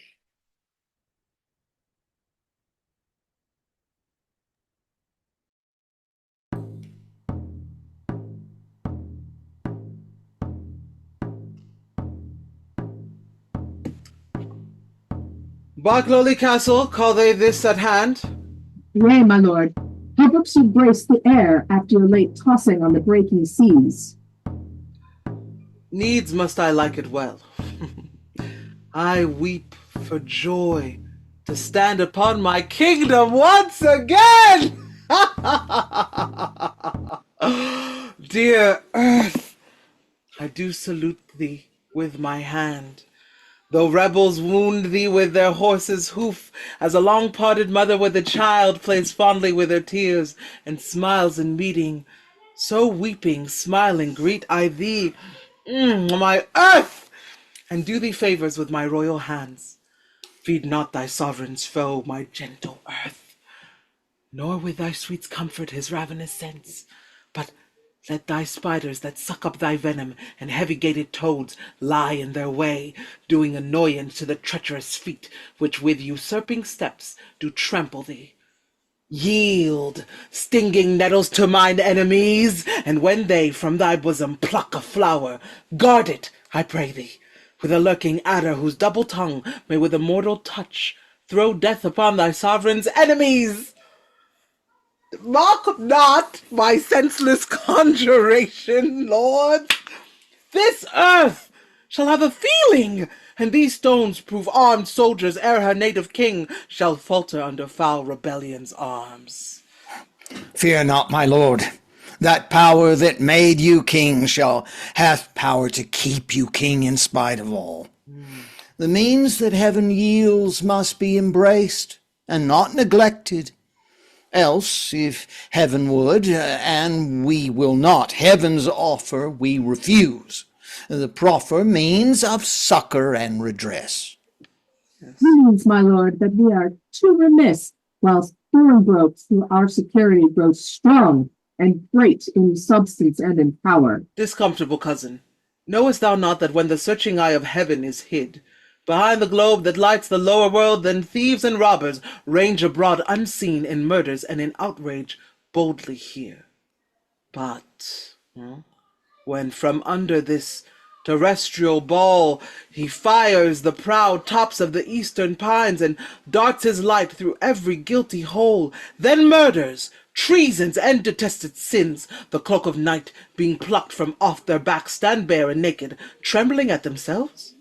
So when this thief, this traitor Bolingbroke, who all this while hath revelled in the night, whilst we were wandering with the antipods, shall see us rising in our throne, the East, his treason will sit blushing in his face, not able to endure the sight of day, but self-affrighted tremble at his sin. Not all the water in the rough for a rude sea can wash the balm off from an anointed king. This breath of worldly man cannot depose the deputy elected by the Lord.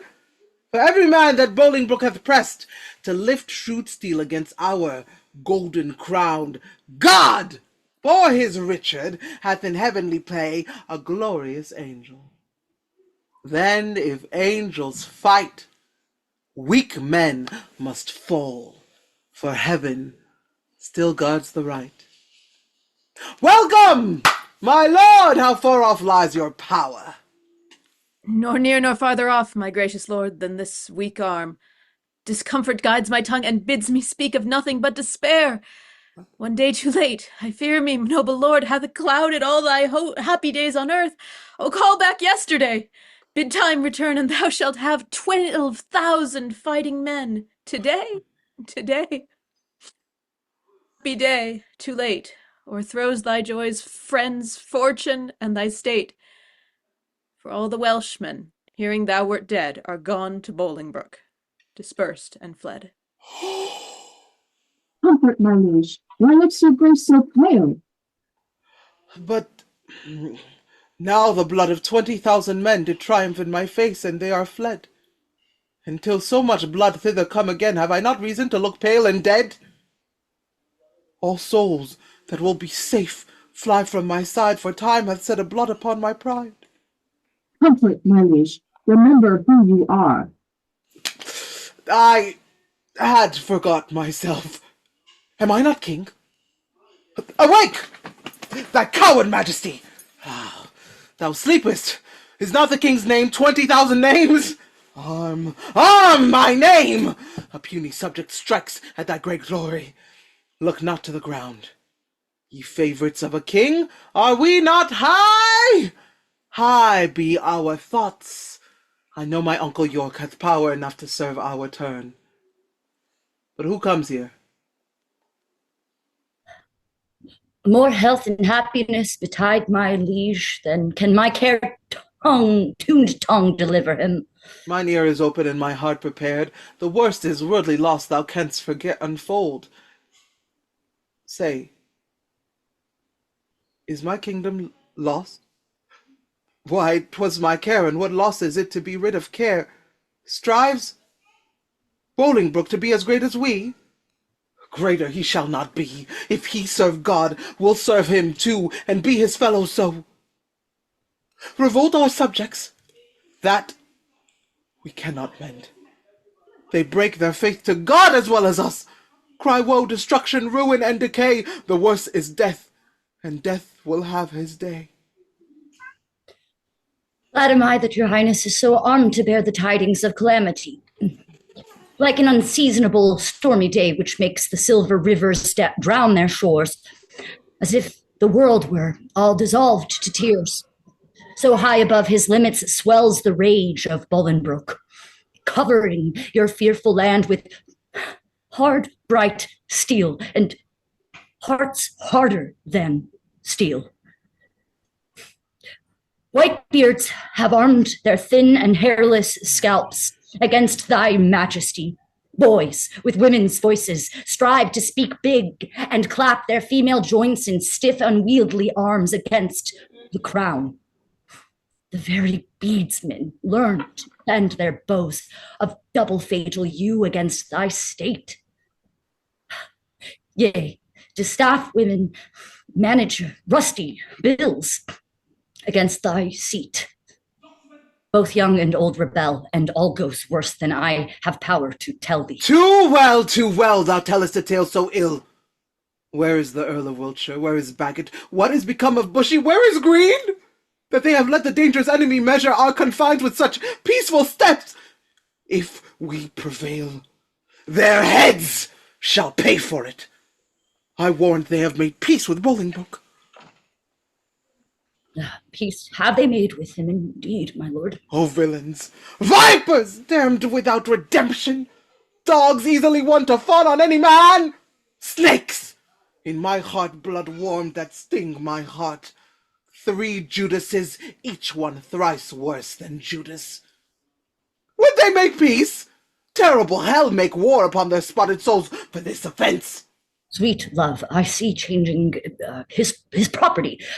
Turns to the sourest and most deadly hate. Again, uncurse their souls. Their peace is made with heads and not with hands. Those whom you curse have felt the worst of death's destroying wound and lie full low, graved in the hollow ground. Is Bushy, Green, and the Earl of Wiltshire dead? Aye, all of them at Bristol lost their heads. Where is the Duke my father with his power? No matter where, of comfort no man speak. Let's talk of graves, of worms and epitaphs. Make dust our paper, and with rainy eyes write sorrow in the bosom of the earth. Let's choose executors and talk of wills, and yet not so. For what can we bequeath save our deposed bodies to the ground?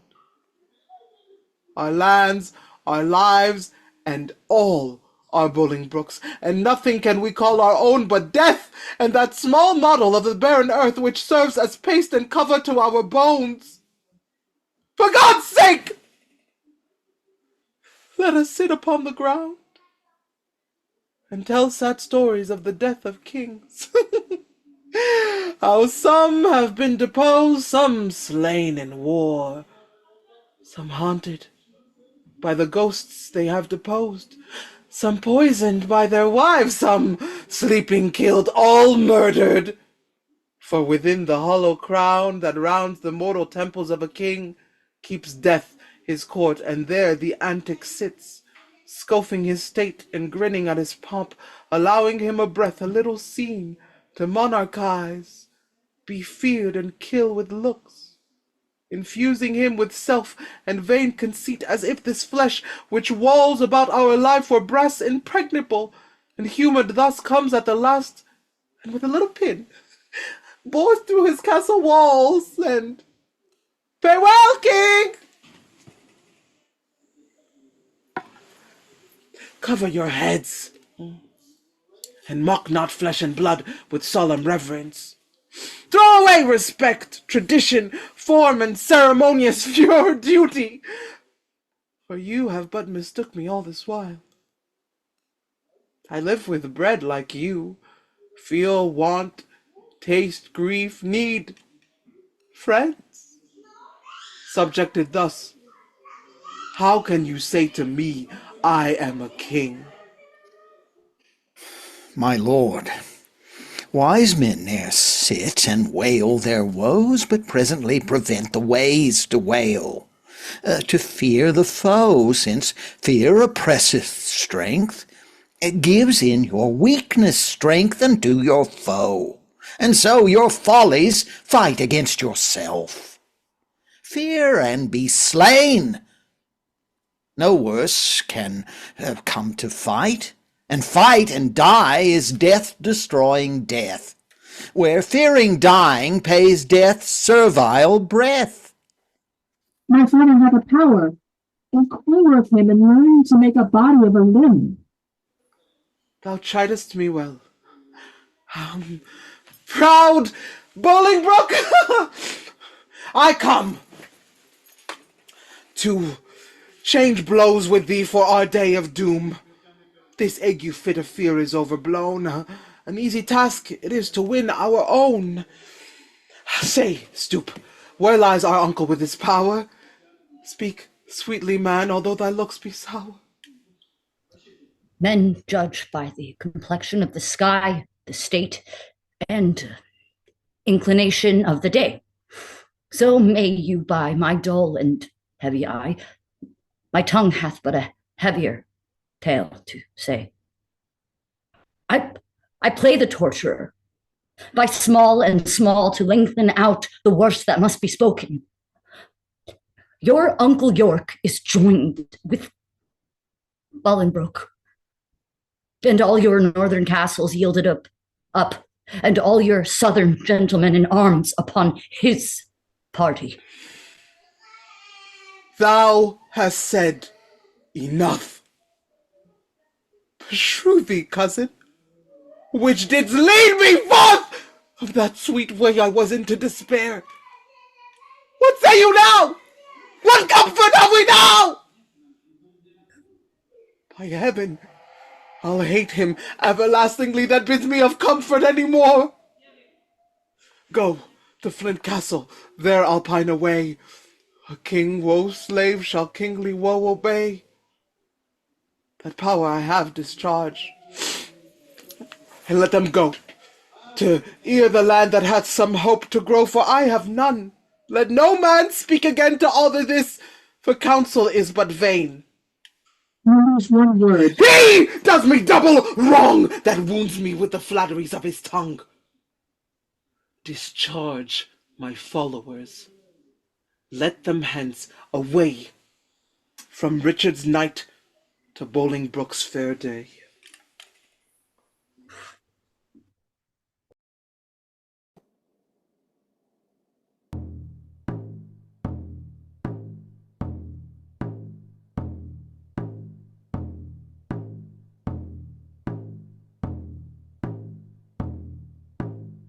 No. And by this intelligence we learn the Welshmen are dispersed, and Southbury is gone to meet the king, who lately landed with some few private friends upon this coast. The news is very fair and good, my lord. Richard, not far from hence, has hid his head. It would beseem the Lord Northumberland to say King Richard. Alack the heavy day when such a sacred king should hide his head. Your grace mistakes. Only to be brief, left I his title out. The time hath been, would you have been so brief with him, he would have been so brief with you to shorten you for taking so the head, your whole head's length. Mistake not, uncle, further than you should. Take not, good cousin, further than you should, lest you mistake the heavens or our heads. I know it, uncle, and oppose not myself against their will. Who comes here? Ah, welcome, Harry. But will not his castle yield? Well, the castle royal is manned, my lord, against thy entrance. Royally? Why, it contains no king. Yes, my good lord, it doth contain a king.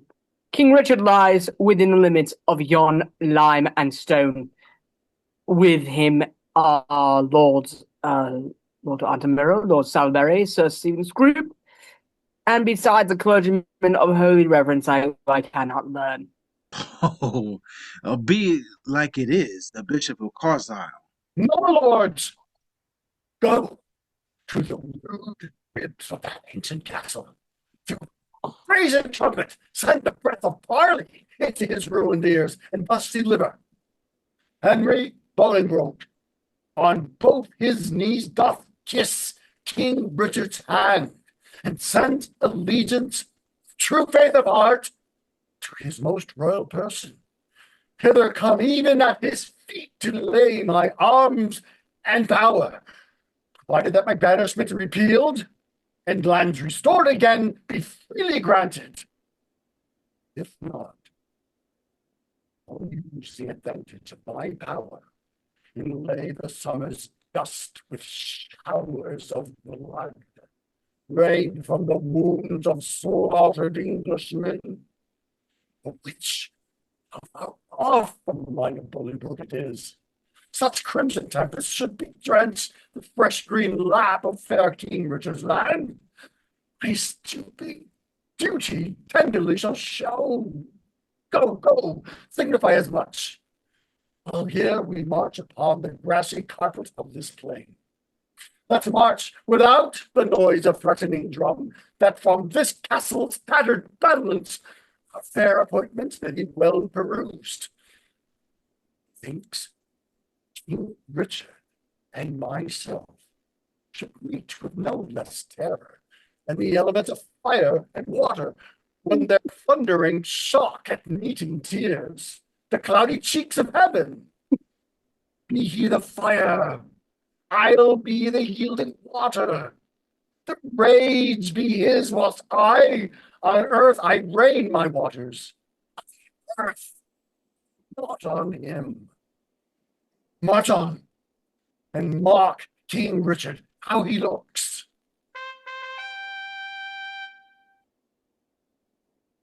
See, see!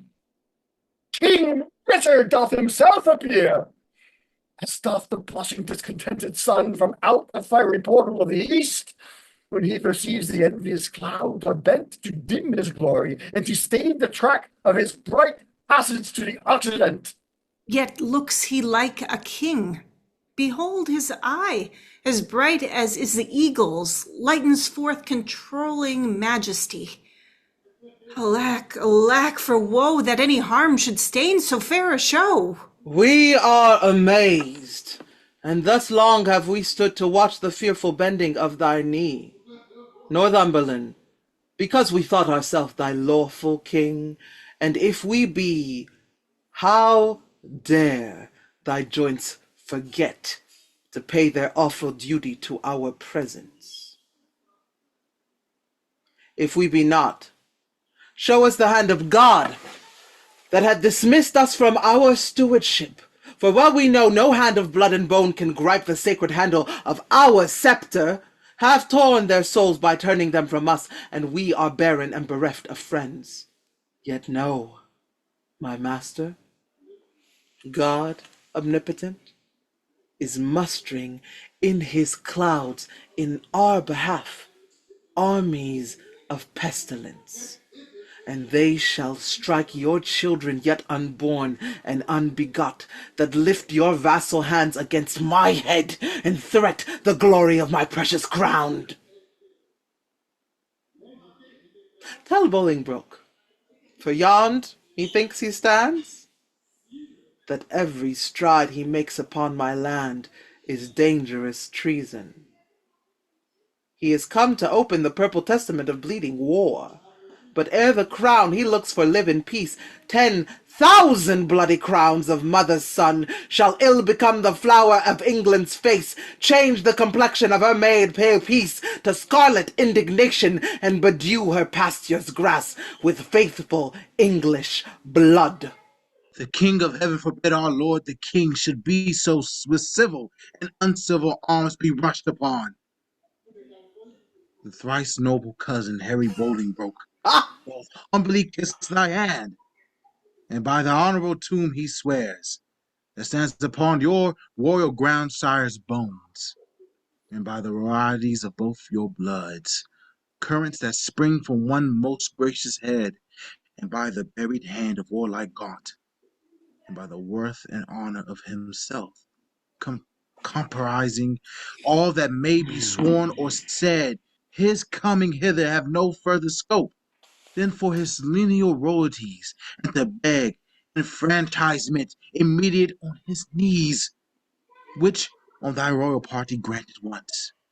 His glittering arms he will commend to rust, his barbed steeds to stables, and his heart to faithful service for your majesty.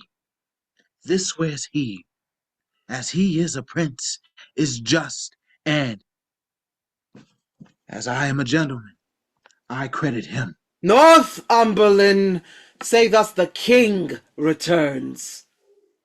His noble cousin is right welcome hither, and all the number of his fair demands shall be accomplished without contradiction. With all the gracious utterance thou hast speak to his gentle hearing kind commends. We do debase ourselves. Cousin, do we not? To look so poorly and to speak so fair? Shall we call back Northumberland and send defiance to the traitor and so die? Oh, good my lord, let's fight with gentle words, till time lend friends, and friends their helpful swords. O God! O God! That ere this tongue of mine that laid the sentence of dread banishment on yon proud man should take it off again with words of sooth. Oh, that I were as great as is my grief, or lesser than my name! Or that I could forget what I have been, or not remember what I must be now! Swellest thou, proud heart?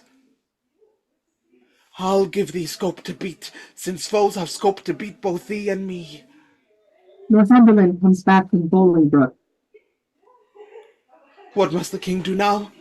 Must he submit? The king shall do it. Must he be deposed? The king shall be contented. Must he lose the name of king? Oh, God's name, let it go.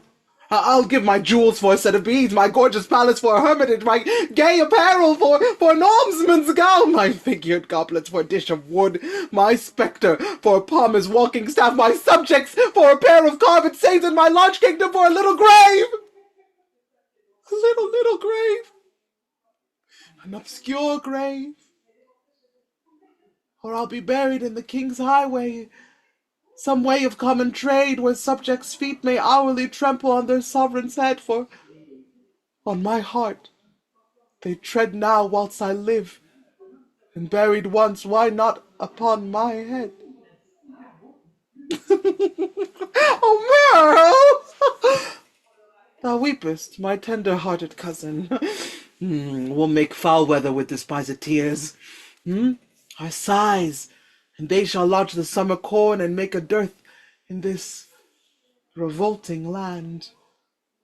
Or shall we play the wantons with our woes and make some pretty match with shedding tears? As thus to drop them still upon one place till they have fretted us a pair of graves within the earth, and therein laid. There lies. Two kinsmen digged their graves with weeping eyes. Would not this ill do well? Well, I see I talk but idly, and you laugh at me. Most mighty prince, my lord Northumberland, what says King Bolingbroke?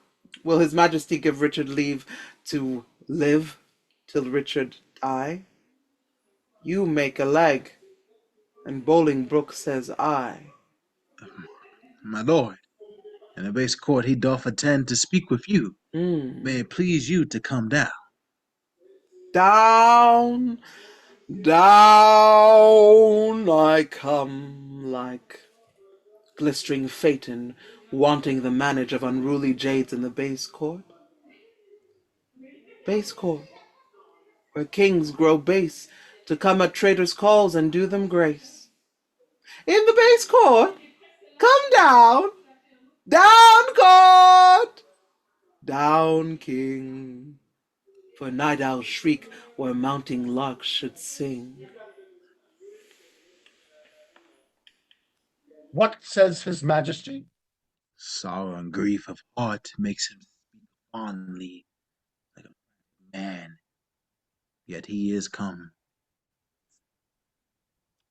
Stand all apart, and show fair duty to his majesty, my gracious lord. Oh, fair cousin, you debase your princely knee to make the base earth proud with kissing it. Me rather had my heart might feel your love than mine pleased eyes see your courtesy. Up, cousin, up! Your heart is up, I know, this thus high, at least, although your knee be low. My gracious lord, I come before mine own. Your own is yours, and I am yours, and all. Oh, far be mine, my most redoubted lord, as my true service shall deserve your love. Well, you deserve. They well deserve to have that know the strongest and surest way to get. Uncle! Oh, Duke of York, give me your hand. Nay, dry your eyes. Tears show their love, but want their remedies. Cousin, I am too young to be your father, though you are old enough to be my heir. What you will have I'll give, and willing too, for do we must what force will have us do. Said on towards London, cousin, is it so? Yea, my good lord. Then I must not say no.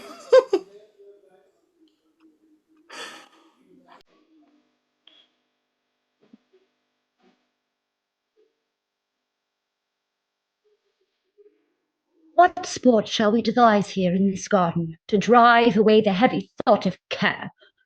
Madame, play at bowls. 'Twill make me think the world is full of robs, and that my fortune robs against the bias. Madame, we'll dance. My legs can keep no measure in delight, when my poor heart no measure keeps in grief. Therefore, no dancing, girl. Some other sport. Madame, we'll tell tales. Of sorrow or joy. Of either, madame. Of neither, girl. For of joy being altogether wanting, it doth remember me the more of sorrow.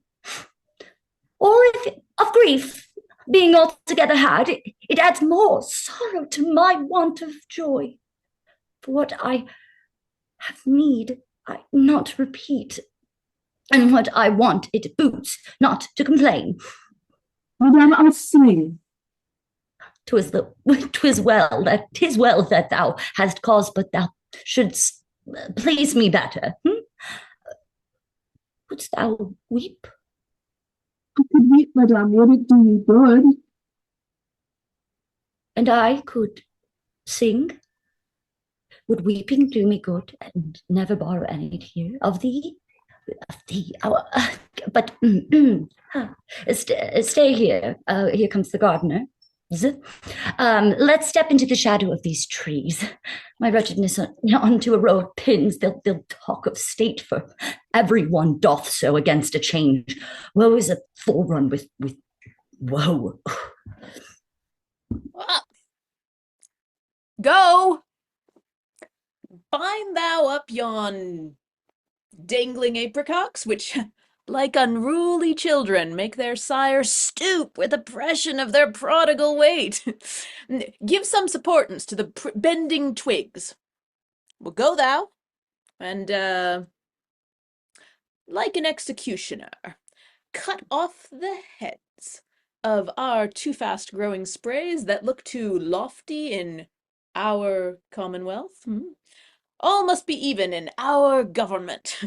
You thus employed, I will go root away the noisome weeds which, without profit, suck the soil's fertility from wholesome flowers.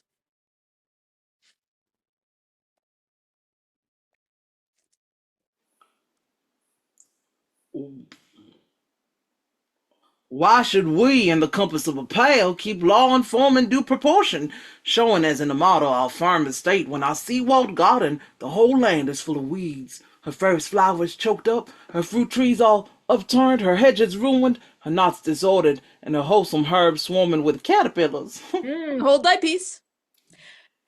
He that hath suffered this disordered spring hath now himself met with the fall of leaf. Oh. Weeds! The weeds which his broad-spreading leaves did shelter, that seemed in eating him to hold him up, are plucked up, root and all, by Bolingbroke. What? I mean the Earl of Wiltshire, Bushy, Green. What? Are they dead? They are. And Bolingbroke hath seized the wasteful king. Oh, what a pity is it that he had not so trimmed and dressed his land as we this garden, We, at time of year, do wound the bark, the skin of our fruit trees, lest being over-proud in sap and blood with too much riches, it confound itself. Had he done so, to great and growing men they might have lived to bear, and he to taste their fruits of duty. Superfluous branches we lop away, that bearing boughs may live.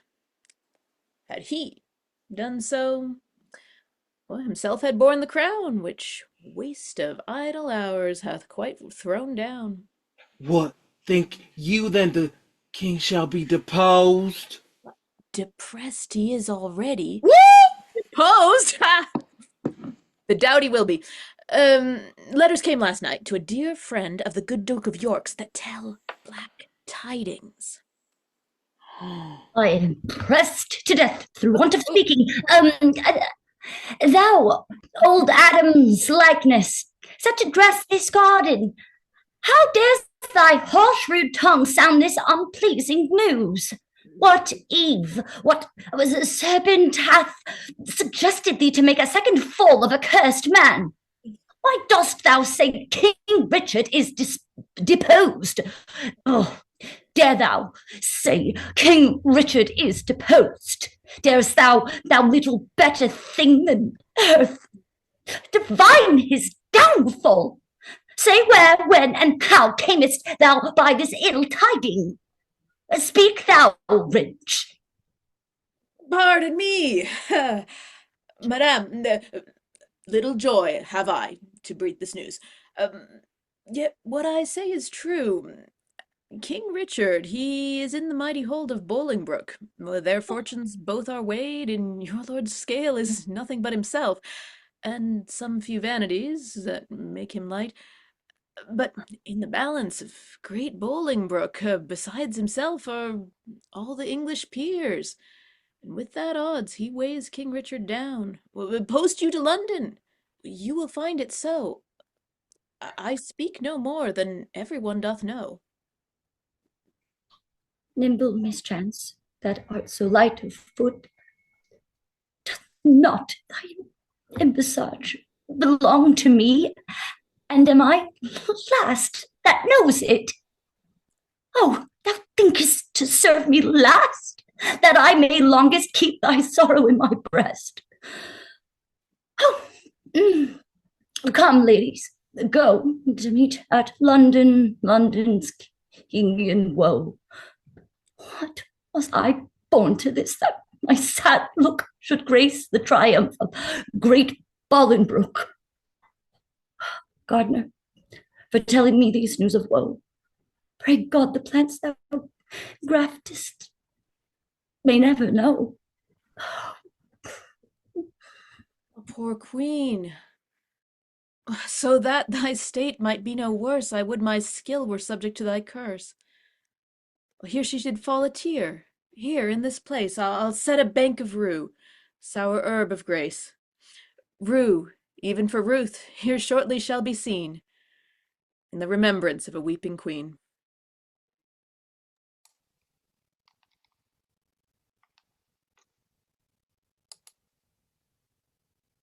Call forth faggot. Now, faggot, really speak thy mind. What thou dost know of noble Gloucester's death? Who brought it with the king, and who performed the bloody office of his timeless end? Then set before my face the Lord Almerle. Doesn't stand forth and look upon that man. My Lord Almerle, I know your daring tongue scorns to unsay when once it hath delivered. In that dead time when Gloucester's death was plotted, I heard you say, "Is not my arm of length that reacheth from the restful English court as far as Calais to mine uncle's head?" Amongst much other thought, that very time I heard you say that you had rather refuse the offer of 100,000 crowns than Bolingbroke's return to England. adding withal, how blessed this land would be in this your cousin's death. Princes and noble lords, what answer shall I make to this base man? Shall I so much dishonor my fair stars on equal terms to give him chastisement? Either I must, or I have mine honor soiled with the attainder of his slanderous lips. There is my gage, the manual seal of death that marks thee out for hell. I say thou liest, and will maintain what thou hast said is false in thy heart's blood, though being all too base to stain the temper of my knightly sword.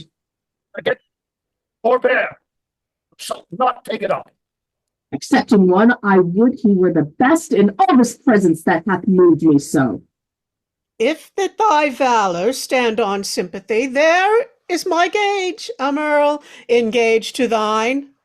By that fair sun which shows me where thou standst, I heard thee say, and vauntingly thou spakest it, that thou wert cause of noble Gloucester's death.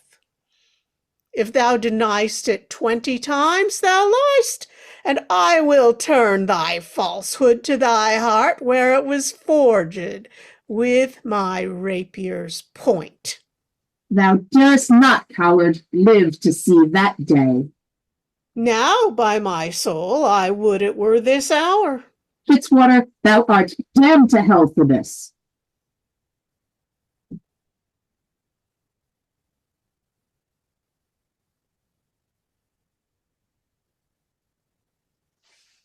Omerl, thou liest. His honor is as true in this appeal as thou art all unjust, and that thou art so, there I throw my gage to prove it on thee to the extremest point of mortal breathing. Seize it, if thou darest. And if I do not, may my hands rot off, and never brandage more revengeful steel or the glittering helmet of my foe. I task ye to like forsworn, Omerl, and spur thee on with full as many lies as may be hollowed in thy treacherous ear. From sun to sun there is my honour's pawn, engage it to the trial if thou darest. Who sets me else? By heaven, I'll throw it all. I have 1,000 spirits in one breast to answer 20,000 such as you. My lord Fitzwater, I do remember well the very time Omerl and you did talk.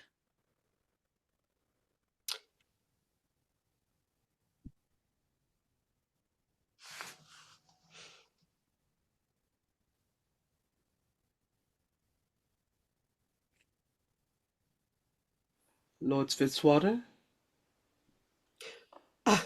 'Tis very true. You were in presence then, and you can witness with me this is true. As false by heaven as heaven itself is true. Sorry thou liest. Dishonorable boy, that lie shall lie so heavy on my sword that it shall render vengeance and revenge till thou, the lie-giver, and that lie do lie in earth, as quiet as thy father's skull, in proof whereof. There is my honour's pawn. Engage it to the trial if thou darest. How fondly dost thou spur a forward horse! If I dare eat or drink or breathe or live, I dare meet Surrey in a wilderness and spit upon him, whilst I say he lies and lies and lies. There is my bond of faith to tie thee to my strong correction. As I intend to thrive in this new world, Omerl is guilty of my true appeal. Besides, I heard the banished Norfolk say that thou, Omerl, didst send 2 of thy men to execute the noble Duke at Calais. Some honest Christian trust me with a gage. That Norfolk lies, here I do throw down this, if he may be repealed to try his honor. These differences shall all rest under gage till Norfolk be repealed. Repealed he shall be, and though mine enemy restored again to all his lands and signories, when he's returned against Omerl will we enforce his trial. That honourable day shall ne'er be seen. Many a time hath banished Norfolk fought for Jesu Christ in glorious Christian field, streaming the ensign of the Christian cross against black pagans, Turks, and Saracens, and toiled with works of war, retired himself to Italy, and there at Venice gave his body to that pleasant country's earth, and his pure soul unto his captain Christ, under whose colours he had fought so long. My bishop is both dead.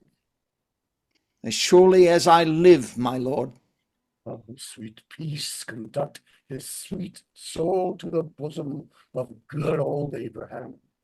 Lord Appellants, your differences shall all rest under gauge till we assign you to your days of trial. Great Duke of Lancaster, I come to thee from plume-plucked Richard, who with willing soul adopts thee heir, and his high sceptre yields to the possession of thy royal hand. Ascend his throne, descending now from him, and long live Henry, fourth of that name. In God's name, I'll ascend the regal throne. Mary, God forbid! Worst in this royal presence may I speak, yet best beseeming me to speak the truth. Would God that any in this noble presence were enough noble to be upright judge of noble Richard, then true noblesse would learn him forbearance from so foul a wrong. What subject can give sentence on his king? And who sits here that is not Richard's subject? Thieves are not judged, but they are by to hear, although apparent guilt be seen in them. And shall the figure of God's majesty, his captain, steward, deputy elect, anointed, crowned, planted many years, be judged by subjects and inferior breath, and he himself not present? Oh, forfend it, God, that in a Christian climate souls refined should show so heinous, black, obscene a deed. I speak to subjects, and a subject speaks, stirred up by God, thus boldly for his king. My lord of Hereford, here, whom you call king, is a foul traitor to proud Hereford's king. And if you crown him, let me prophesy, the blood of English shall manure the ground, and future ages groan for this foul act. Peace shall go sleep with Turks and infidels, and in this seat of peace tumultuous wars shall kin with kin and kind with kind confound. Disorder, horror, fear, and mutiny shall here inhabit, and this land be called the field of Golgotha and dead men's skulls. Oh, if you raise this house against this house, it will be woefulest division prove that ever fell upon this cursed earth. Prevent it, resist it, let it not be so, lest child's children cry against you, woe. Well, have you argued, sir? And for your pains of capital treason, we arrest you here. My Lord Westminster, be it your charge to keep him safely till his day of trial. May it please you, lords, to grant the commons suit. Fetch hither Richard, that in common view he may surrender, so we shall proceed without suspicion. I will be his conduct. Lords, you that here are under our arrest, procure your sureties for your days of answer. before we beholding to your love, and little looked for your helping hands.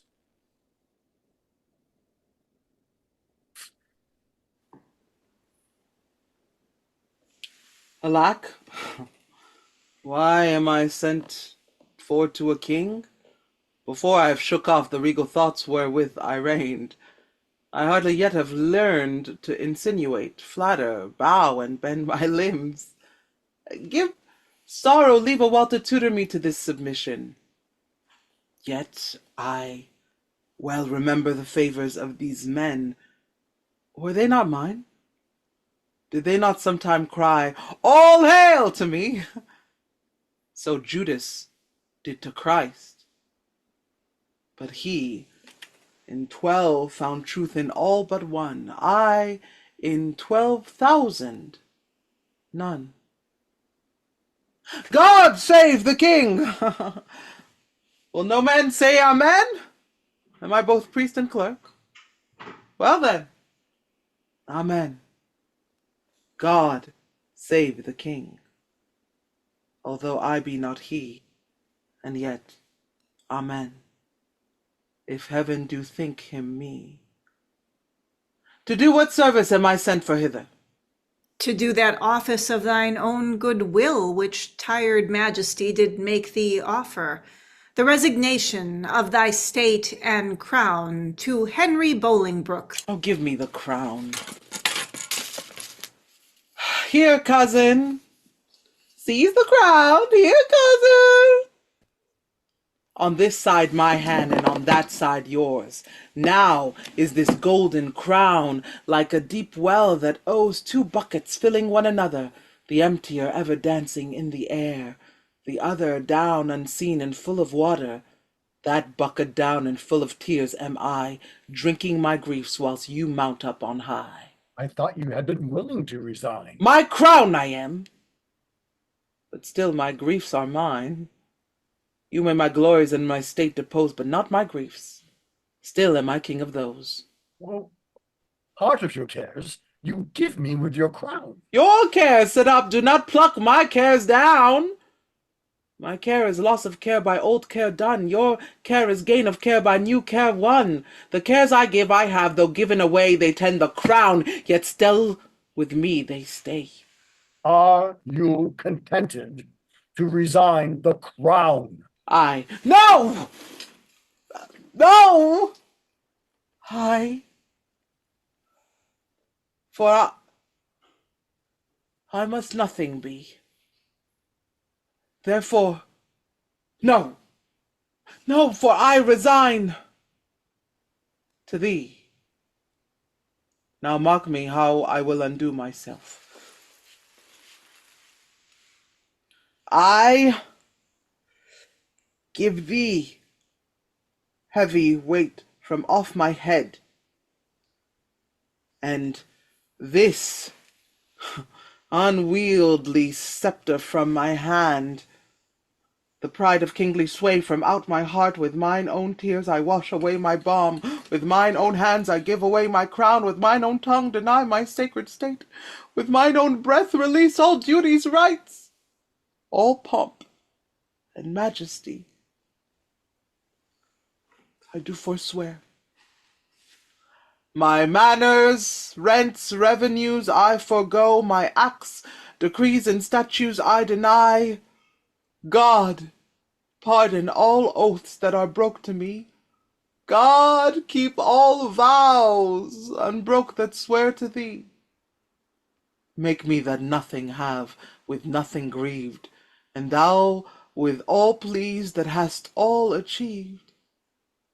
Long mayst thou live in Richard's seat to sit, and soon lie Richard in an earthly pit. God save King Henry, unkinged Richard says, and send him many years of sunshine days. What more remains? No more, but that you read the accusations in these grievous crimes committed by your person and your followers against the state and profit of this land, that, by confessing them, the souls of men may deem that you are worthily disposed. Must I do so? And must I ravel out my weaved up folly? Gentle Northumberland, if thy offences were upon record, would it not shame thee in so fair a troop to read a lecture of them? If thou wouldst, there shouldst thou find one heinous article containing the deposing of a king, and cracking the strong warrant of an oath, marked with a blot, damned in the book of heaven. Nay, all of you that stand and look upon, whilst that my wretchedness doth abate myself, though some of you with Pilate wash your hands, showing an outward pity, yet you Pilates have here delivered me to my sour cross, and water cannot wash away your sin. My lord, dispatch, read o'er these articles. Mine eyes are full of tears, I cannot see. Oh, sweet. And yet salt water blinds them not so much, but they can see a sort of traitor is here. Nay, if I turn mine eyes upon myself, I find myself a traitor with the rest. For I have given here my soul's consent to undeck the pompous body of a king, made glory base and sovereignty a slave, proud majesty a subject, state a peasant. My lord. Oh, no, no, lord of thine. Thou hot insulting man, nor no man's lord, I have no name, no title. No, not that name was given me at the font, but 'tis usurped. Alack, the heavy day that I have worn so many winters out, and know not now what name to call myself. Oh, that I were a mockery king of snow, standing before the sun of Bolingbroke to melt myself away in water drops. Good king, great king, and yet not greatly good. And if my word be sterling yet in England, let it command a mirror hither straight, that it may show me what a face I have, since it is bankrupt of his majesty. Go, some of you, and fetch a looking-glass. Read o'er this paper while the glass doth come. Fiend, thou torment'st me ere I come to hell. Urge it no more, my lord Northumberland. The commons will not then be satisfied. They shall be satisfied. I'll read enough when I do see the very book indeed where all my sins are writ, and that's myself. Give me the glass.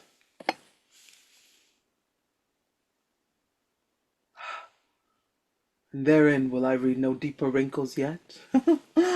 Ah, hath sorrow struck so many blows upon this face of mine, and made no deeper wounds. Oh, flattering glass, like to my followers in prosperity, thou dost beguile me. Was this face the face that every day under his household roof did keep 10,000 men? Was this the face that, like the sun, did make beholders wink? Was this the face that faced so many follies and was at last outfaced by Bolingbroke? Brittle glory shineth in this face, as brittle in the glory is the face. There it is, cracked in 100 shivers. Mark, silent king, the moral of this sport, how soon my sorrow hath destroyed my face. Shadow of your sorrow hath destroyed the shadow of your face. Say that again. The shadow of my sorrow? Ha! Let's see. 'Tis very true. My grief lies all within, and these external manners of laments are merely shadows to the unseen grief that swells with silence in the tortured soul.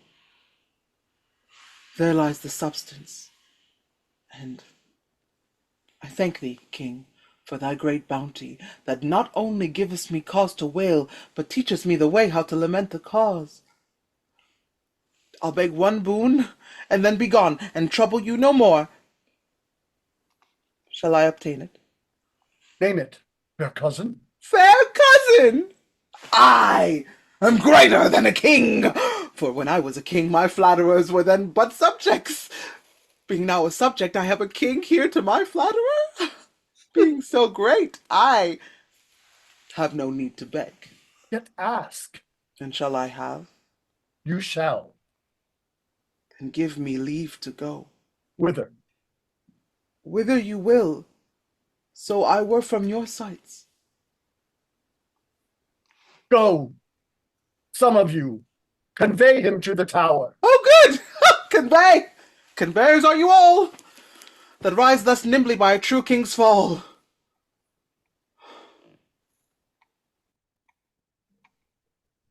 On Wednesday next, we solemnly set down our coronation. Lord, prepare yourselves.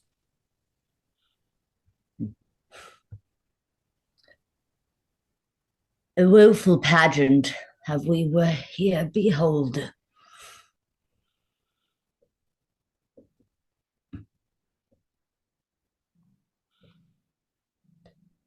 Sir Bishop of Carlisle, what say you?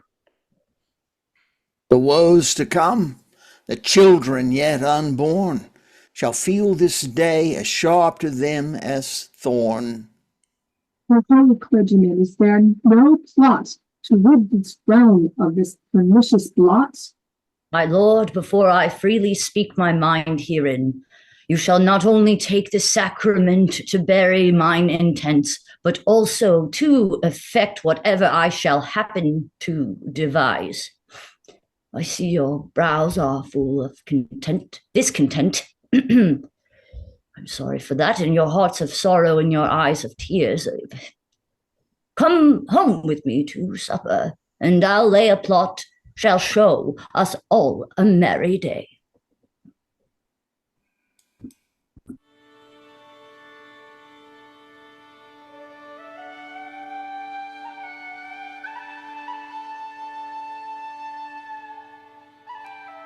Act 3, Scene 1.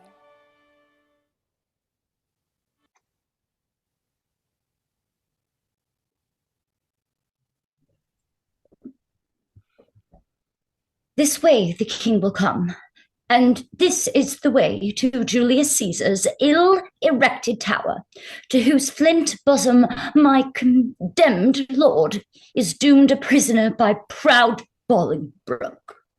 And here let us rest, if this rebellious earth have any resting for her true king's queen.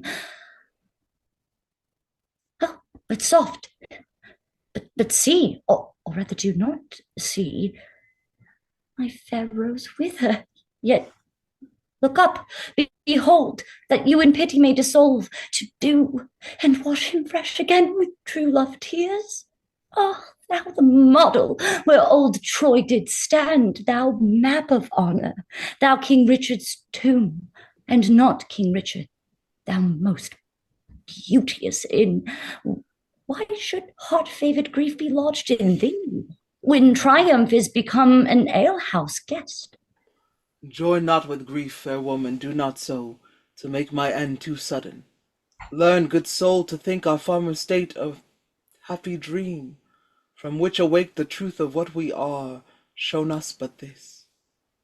I am sworn, brother, sweet to grim necessity, and he and I will keep a league till death. Hie thee to France, and cloister thee in some religious house. Our holy lives must win a new world's crown, which our profane hours here have stricken down. What, is my Richard both in shape and mind transformed and weakened? Hath Bolingbroke just deposed thine intellect? Has he been in my heart? The lion dying thrusteth forth his paw and wounds the earth, if nothing else, with rage to be overpowered, and wilt thou, pupil-like, take thy correction mildly, kiss thy rod, and fawn on rage with base humility, which art a lion and a king of beasts. A king of beasts, indeed. If aught but beasts I had been, still a happy king of men. Good sometime, queen, Prepare thee hence for France. Think I am dead, and that even here thou takest, as from my deathbed, thy last leaving leave. In winter's tedious nights sit by the fire with good old folks, and let them tell thee tales of woeful ages long ago betid. And ere thou bid good night to quit their griefs, tell thou the lamentable tale of me, and send the hearers weeping to their beds. For why, the senseless brands will sympathize the heavy accent of thy moving tongue, and in compassion weep the fire out. And some will mourn in ashes, some coal black, for the deposing of a rightful king. My lord, the mind of Bolingbroke is changed. What? You must do Pomfret, not unto the tower. And, madam, there is order detained for you. With all swift speed you must away to France. Northumberland, thou ladder wherewithal the mounting Bolingbroke ascends my throne, the time shall not be many hours of age, more than it is ere foul sin-gathering head shall break into corruption. Thou shalt think, though he divide the realm and give thee half, it is too little helping him to all. And he shall think that thou, which knowest the way to plant unrightful kings, wilt know again, being near so little urge, another way to pluck him headlong from the usurped throne. The love of wicked man converts to fear, that fear to hate, and hate turns one or both to worthy danger and deserved death. My guilt be on my head, and there an end. Take leave and part, for you must part forthwith. Doubly divorced. Bad men, you violate a twofold marriage, twixt my crown and me, and then betwixt me and my married wife. Let me unkiss the oath twixt thee and me. And yet not so, for with the kiss 'twas made. Part us, Northumberland, I toward the north, where shivering cold and sickness pines the clime, my wife to France, from whence set forth in pomp she came adorned hither like sweet May, sent back like Halomus, or shortest of day. And must we be divided? Must we part? Aye, hand from hand, my love, and heart from heart. Banish us both, and send the king with me. There was some love, but little policy. And whither he goes, thither let me go. So two together, weeping, make one woe. Weep thou for me in France, I for thee here. Better far off than near, be near than near. Go, count thy ways with sighs, I mine with groans. Oh, so the longest way shall have the longest moans. Twice for one step I'll groan, the way being short, and peace the way out with a heavy heart. Come, come, in wooing sorrow let's be brief, since wedding it there is such length and grief. One kiss shall stop our mouths and dumbly part.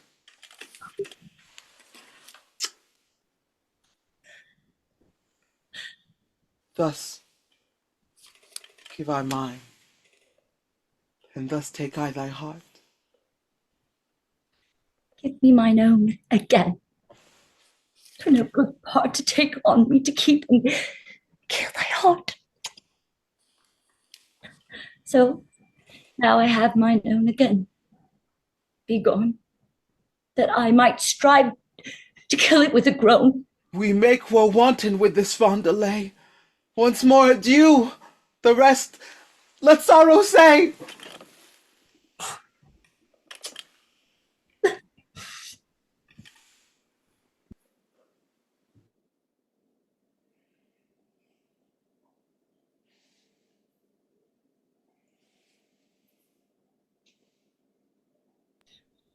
Duchess, oh, my madam, my lord, you told me that you would tell the rest when weeping made you break the story off of our two cousins coming into London.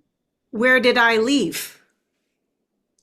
At that sad stop, my lord, where rude misgoverned hands from widows' tops threw dust and rubbish on King Richard's head. Then, as I said, the Duke, great Bolingbroke, mounted upon a hot and fiery steed, which his aspiring rider seemed to know, with slow but stately pace kept on his course, whilst all tongues cried, God save thee, Bolingbroke! You would have thought the very widows spake. So many greedy looks of young and old through casements darted their desiring eyes upon his visage, and that all the walls with painted imagery had said at once, Jesu, preserve thee, welcome, Bolingbroke! Whilst he, from the one side to the other turning, bareheaded, lower than his proud steed's neck, bespake them thus, I thank you, countrymen, and thus still doing, thus he passed along. Alack, poor Richard, where rode he the whiles? As in a theatre, the eyes of men after a well-graced actor leaves the stage are idly bent on him that enters next, thinking his prattle to be tedious. Even so, or with much more contempt, men's eyes did scowl on gentle Richard. No man cried, God save him. No joyful tongue gave him his welcome home. But dust was thrown upon his sacred head, which with such gentle sorrow he shook off, his face still combating with tears and smiles the badges of his grief and patience, that had not God, for some strong purpose, steeled the hearts of men, they must perforce have melted, and barbarism itself have pitied him. But heaven hath a hand in these events, to whose high will we bound our calm contents. To Bolingbroke are we sworn subjects now, whose state and honor I for I allow. Here comes my son Admiral. Admiral, that was, but that is lost for being Richard's friend. And, madam, you must call him Rutland now. I am in Parliament pledged for his truth and lasting fealty to the new-made king. Welcome, my son. Who are the violets now that strew the green lamp of the new-come spring? Madam, I know not, nor I greatly care not. God knows I had least be none as one. Will bear you well in this new spring of time, lest you be cropped before you come to prime. What news from Oxford hold thus justs and triumphs? For aught I know, my lord, they do. You will be there, I know. If God prevent not, I purpose so. What seal is that hangs without thy bosom? Yea, look'st thou pale? Let me see the writing. My lord, 'tis nothing. No matter then who see it, I will be satisfied. Let me see the writing. I do beseech your grace to pardon me. It is a matter of small consequence, which for some reasons I would not have seen. Which for some reasons, sir, I mean to see. I fear. What did you fear? 'Tis nothing but some bond that he is entered into for gay apparel against the triumph day. Bound to himself, what doth he with a bond that he is bound to? Wife, thou art a fool. Boy, let me see the writing. I do beseech you, pardon me, I may not show it. I will be satisfied. Let me see it, I say. Oh. Treason! Foul treason! Villain, traitor, slave! What is the matter, my lord? Oh, who is within there? Saddle my horse. God for his mercy, what treachery is here? Why, what is it, my lord? Give me my boots, I say. Saddle my horse. Now by mine honor, by my life, by my troth, I will impeach the villain. What is the matter? Peace, foolish woman. I will not peace. What is the matter, Admiral? Good mother, be content. Admiral. Be content. It is no more than my poor life must answer. Thy life answer. Bring me my boots, I will unto the king. Strike him, Admiral. Poor boy, thou art amazed. Hence, villain, nevermore come in my sight. Give me my boots, I say. Why, York, what wilt thou do? Wilt thou not hide the trespass of thine own? Have we more sons? Or are we like to have? Is not my teeming date drunk up with time? And wilt thou pluck my fair son from mine age, and rob me of happy mother's name? Is he not like thee? Is he not thine own? Oh, fond, mad woman, wilt thou conceal this dark conspiracy? A dozen of them here have ta'en the sacrament, and interchangeably set down their hands to kill the king at Oxford. There shall be none. We'll keep him here, then what is that to him? Away, fond woman, where were he 20 times my son, I would appeach him. Hadst thou groaned for him as I have done, thou wouldst be more pitiful. But now I know thy mind. Thou dost suspect that I have been disloyal to thy bed, and that he is a bastard, and not thy son. Sweet York, sweet husband, be not of that mind. He is as like thee as a man may be. Not like to me or any of my kin, and yet I love him. Make way, unruly woman. After Amor, mount thee upon his horse, spur post, and get before him to the king, and beg thy pardon ere he do accuse thee. I'll not be long behind, though I be old. I doubt not but to ride as fast as I can to York, and never as I can compared to York, and never will I rise up from the ground till Bolingbroke have pardoned thee. Away, be gone.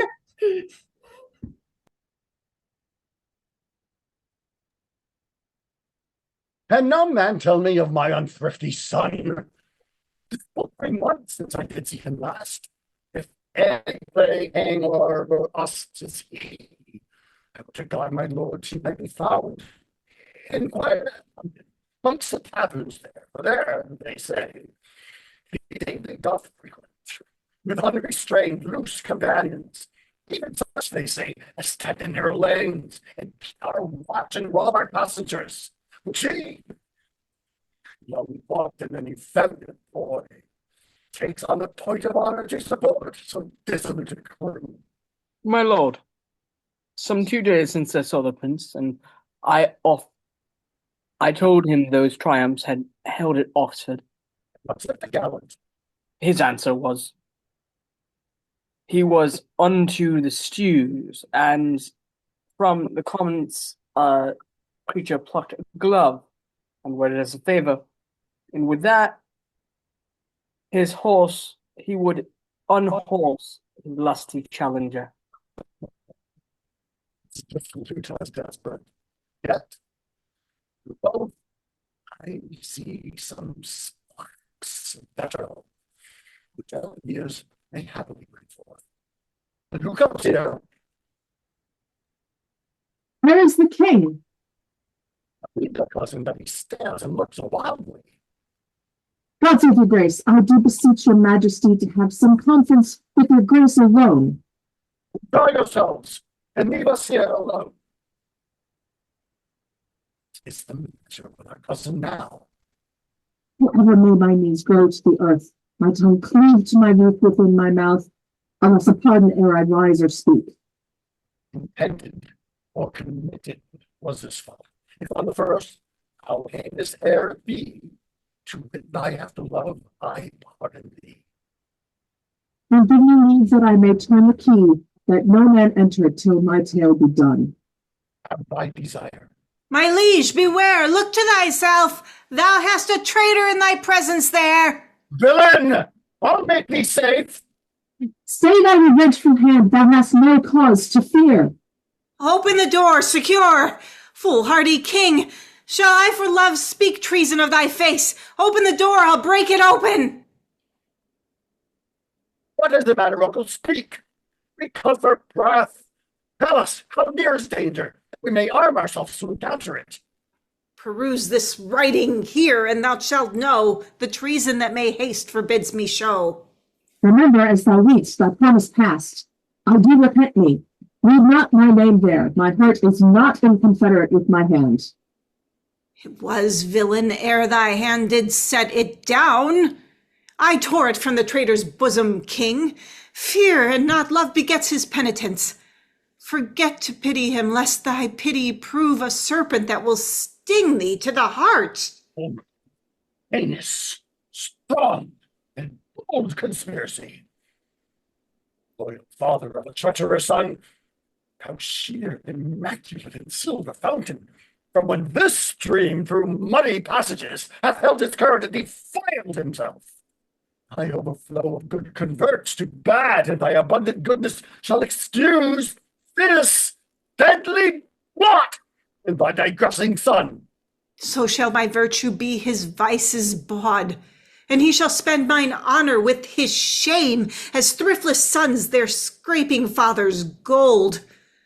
Mine honor lives when his dishonor dies, or my shamed life in his dishonor lies.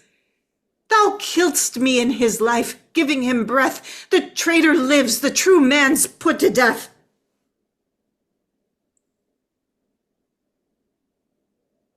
But, oh, my liege, for God's sake, let me in. What shrill voice suppliant makes the seeger cry? A woman and thy aunt, great king, 'tis I.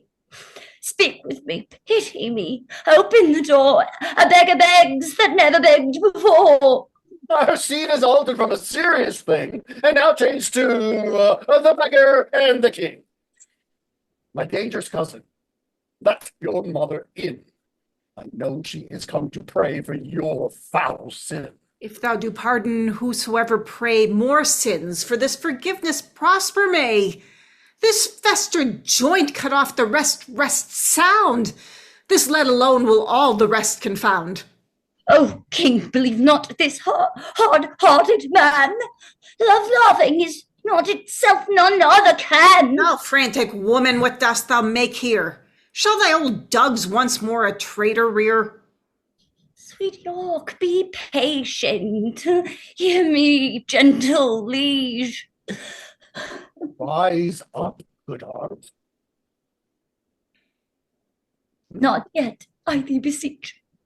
Forever will I walk upon my knees, and never see day that the happy seems, till thou give joy, until thou bid me joy by pardoning Rutland, my transgressing boy. And to my mother's prayers I bend my knee. Against them both my true joints bended be. I'll mayest thou thrive if thou grant any grace. Pleads he in earnest? Look upon his face. His eyes do drop no tears. His prayers are in jest. His words come from his mouth, ours from our breast. He prays but faintly, and would be denied. We pray with heart and soul and all beside. His weary joints would gladly rise, I know. Our knees shall kneel till the ground, till to the ground they grow. His prayers are full of false hypocrisy, ours of true zeal and deep integrity. Our prayers do outpray his. Then let them have that mercy which true prayer ought to have. Yes, good aunt, stand up. Nick, do not say stand up. Say pardon first, and afterwards stand up. And if I were thy nurse, thy tongue to teach, pardon should be the first word of thy speech. I never longed to hear a word till now. Say pardon, king. Let pity teach thee how. The word is short, but not too short, as sweet. No word like pardon, for king's mouth so meet. Speak it in French, king. Say pardonnez-moi. Dost thou teach pardon, pardon, destroy? My sour husband, my hard-hearted lord, that settest the world itself against the word. Speak, pardon, as 'tis current in our land. The chopping French we do not understand. Thine eyes begin to speak. Set thy tongue there. Or in thy piteous heart plant thou thine ear, that hearing how our plaints and prayers do pierce, pity may move thee pardon to rehearse. Good aunt, stand up. I do not sue to stand. Pardon is all the suit I have in hand. I pardon him, as God shall pardon me. Oh, happy vantage of a kneeling knee! Yet I am sick for fear. Speak it again. Twice saying pardon doth not pardon twain, but makes one pardon strong. With all my heart, I pardon him. A God on earth thou art. But for our trusty brother-in-law and the abbot, all the rest of that consorted crew, destruction straight shall dog them at the heels. Good uncle, help to order several powers to Oxford, for where these traitors are, they shall not live within this world, I swear. I'll have them, if I once know where. Uncle, farewell, and cousin too, adieu. Well hath prayed, prove ye true. Come, my old son, I pray God make thee new.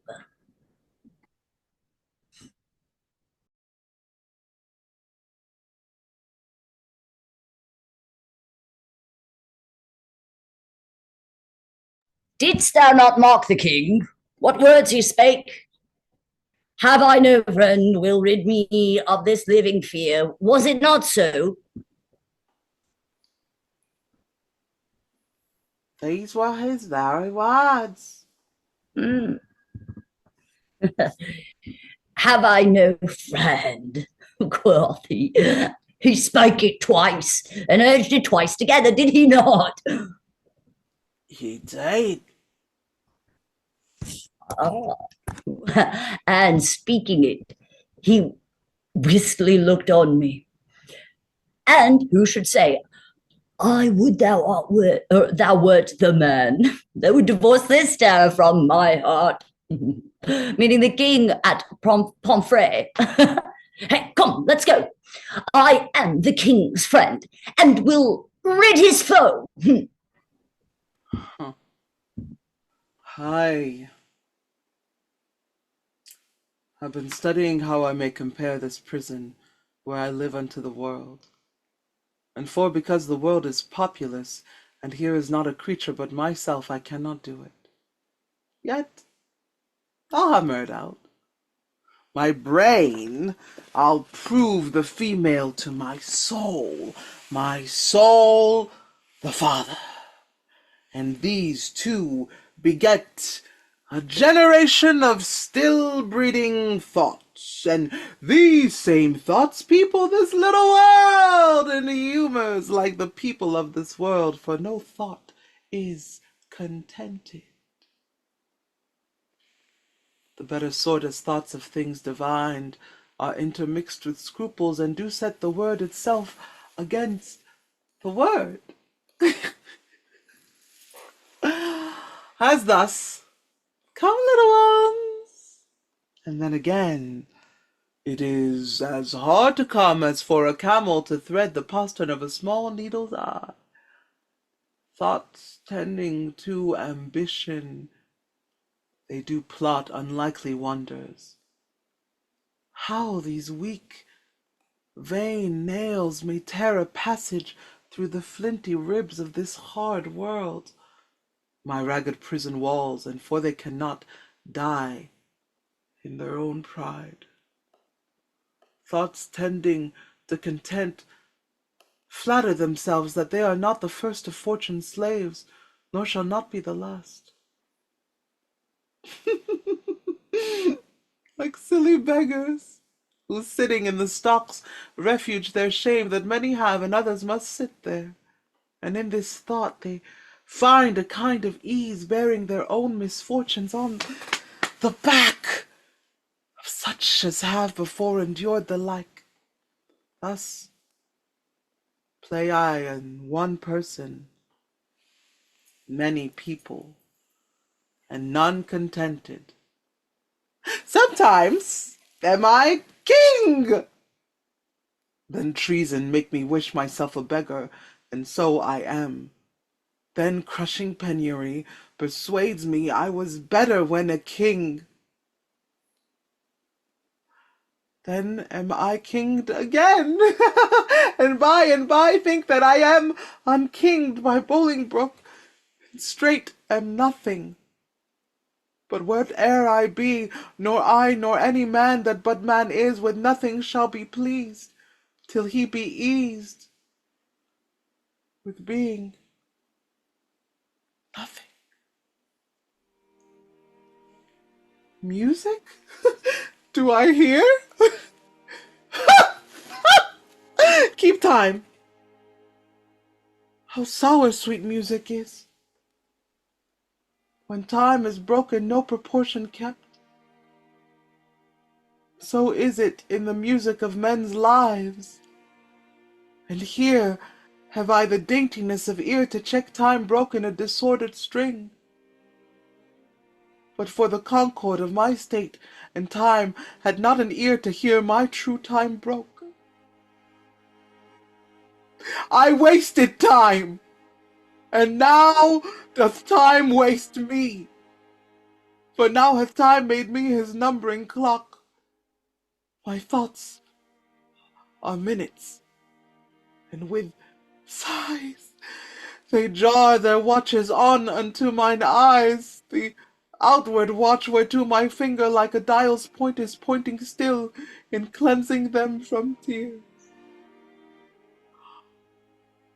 Now, sir, the sound that tells what hour it is are clamoring groans which strike upon my heart, which is the bell. So sighs and tears and groans show minutes, times, and hours. But my time runs posting on in Bolingbroke's proud joy, while I stand fooling here, is Jack of the clock. This music mads me! Let it down no more! For though it have hope madmen to their wits in me, it seems it will make wise men mad. Yet blessing on his heart that gives it me, for 'tis a sign of love. And love to Richard is a strained brooch in this all-hating world. Hail, royal prince! Thanks, noble peer. The cheapest of us is 10 groats too dear. What art thou, and how comest thou hither where no man never comes but that sad dog that brings me food to make misfortune live? I was a poor groom of thy stable, king, when thou wert king, who travelling towards York, with much ado at length have gotten leave to look upon my sometimes royal master's face. Oh, how it yearned my heart when I beheld in London streets that coronation day, when Bolingbroke rode on Ron Barbie, that horse that thou so often hast bestrid, that horse that I so carefully have dressed. Rode he on Barbary? Tell me, gentle friend, how went he under him? So proudly as if he disdained the ground. So proud that Bolingbroke was on his back. That jade hath eat bread from my royal hand. This hand hath made him proud with clapping him. Would he not stumble? Would he not fall down, since pride must have a fall and break the neck of that proud man that did usurp his back? Forgiveness, horse. Why do I rail on thee, since thou created to be awed by man was born to bear? I was not made a horse, and yet I bear a burthen like an ass, spurred, galled, and tired by jouncing Bolingbroke.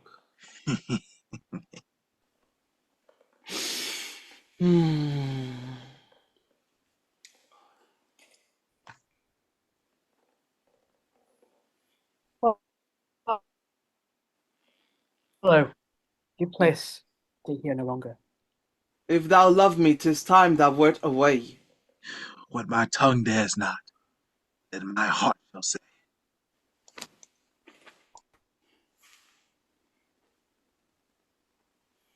My lord, Mm. we're pleased you to fall to. Taste of it first, as thou art wont to do. My lord, Mm. I dare not. Sir Piers of Exton, who came lately from the king, commands the contrary. The devil take Henry of Lancaster and thee. Patience is stale, and I am weary of it. Help!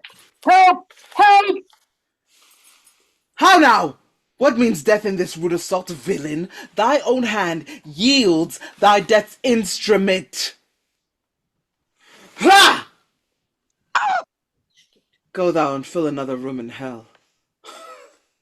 That hand shall burn in never-quenching fire that staggers thus my person. Exton, thy fierce hand hath with the king's blood stained the king's owned land. Mount, mount, my soul, thy seat is up on high, whilst my gross flesh sinks downward. Die! As for the valor as of royal blood, both have I spilt. Oh, the deed were good. For now the devil that told me he did well says this deed is chronicled in hell. This dead king to the living room I'll bear. Take hence the rest and give him the burial here.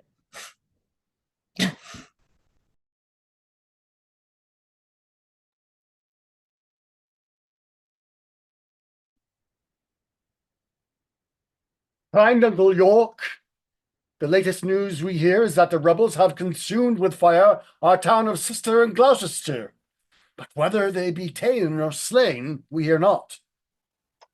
Welcome, my lord. What is the news? First, to thy sacred state wish I all happiness. The next news is, I have to London sent the heads of Oxford, Salisbury, Blunt, and Kent. The matter of their taking may appear at large discourse in this paper here. We thank thee, gentle Percy, for thy pains, and to thy worth will add right worthy gains. My lord, My lord, I have from Oxford sent to London the heads of Brocas and Sir Bennet Seeley, two of the dangerous consorted traitors that sought at Oxford thy dire overthrow. Thy pains, Fitzwater, shall not be forgot. Right noble is thy merit, well I wot.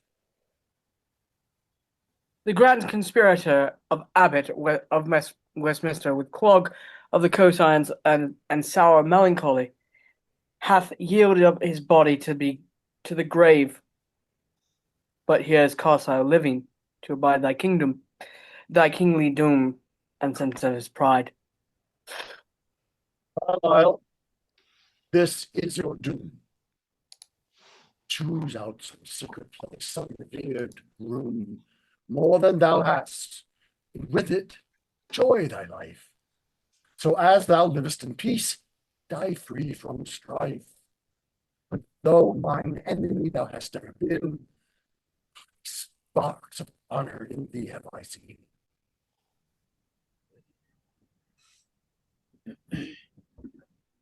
Great king, with this coffin I present thy buried fear. Herein, O breathless, lies the mightiest of thy greatest enemies, Richard of Bordeaux, by me hither brought.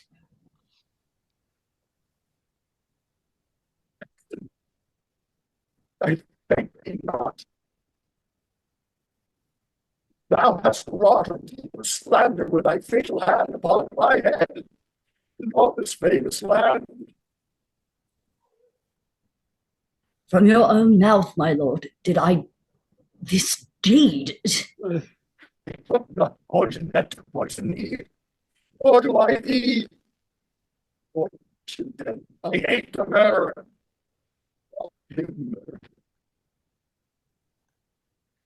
The guilt of conscience take thou for my labor. My good Lord, not in vain. With Cain I go wander through the shape of night. Never show thy head by day or light. Lord, I protest. My soul is full of woe. Blood should sprinkle me to make me grow. Come, mourn with me. For that I do lament.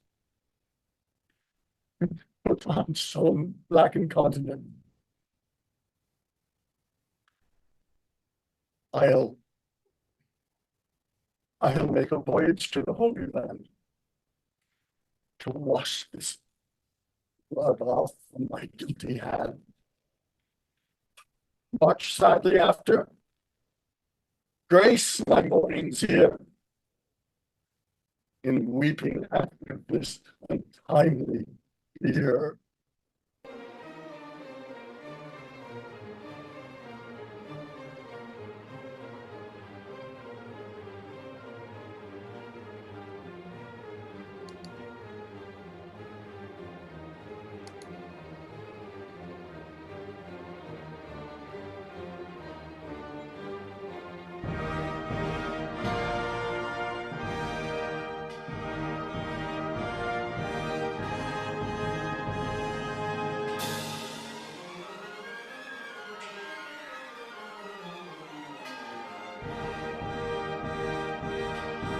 The Life and Death of Richard II by William Shakespeare. A JaYo Théâtre production.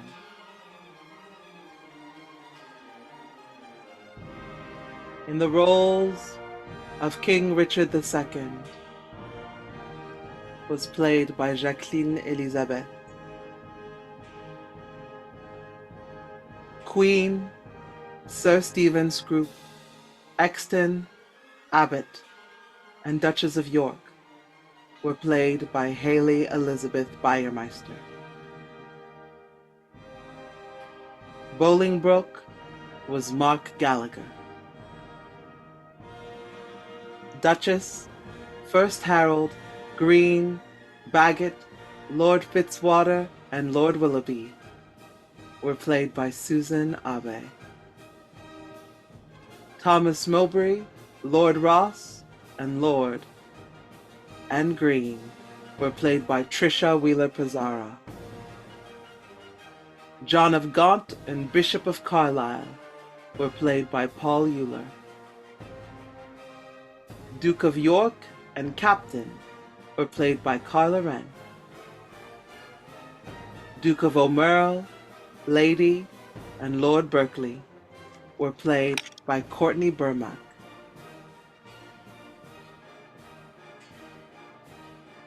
Northumberland, Lord Marshal, Groom, and Second Harold were played by Matthew John Murray. Henry Percy, Servant and Keeper, were played by Jamie Barnaker. And last but not least, Bushy, Gardner, Duke of Surrey, and Earl of Salisbury were played by Miranda Hanash. A JaYo Théâtre production.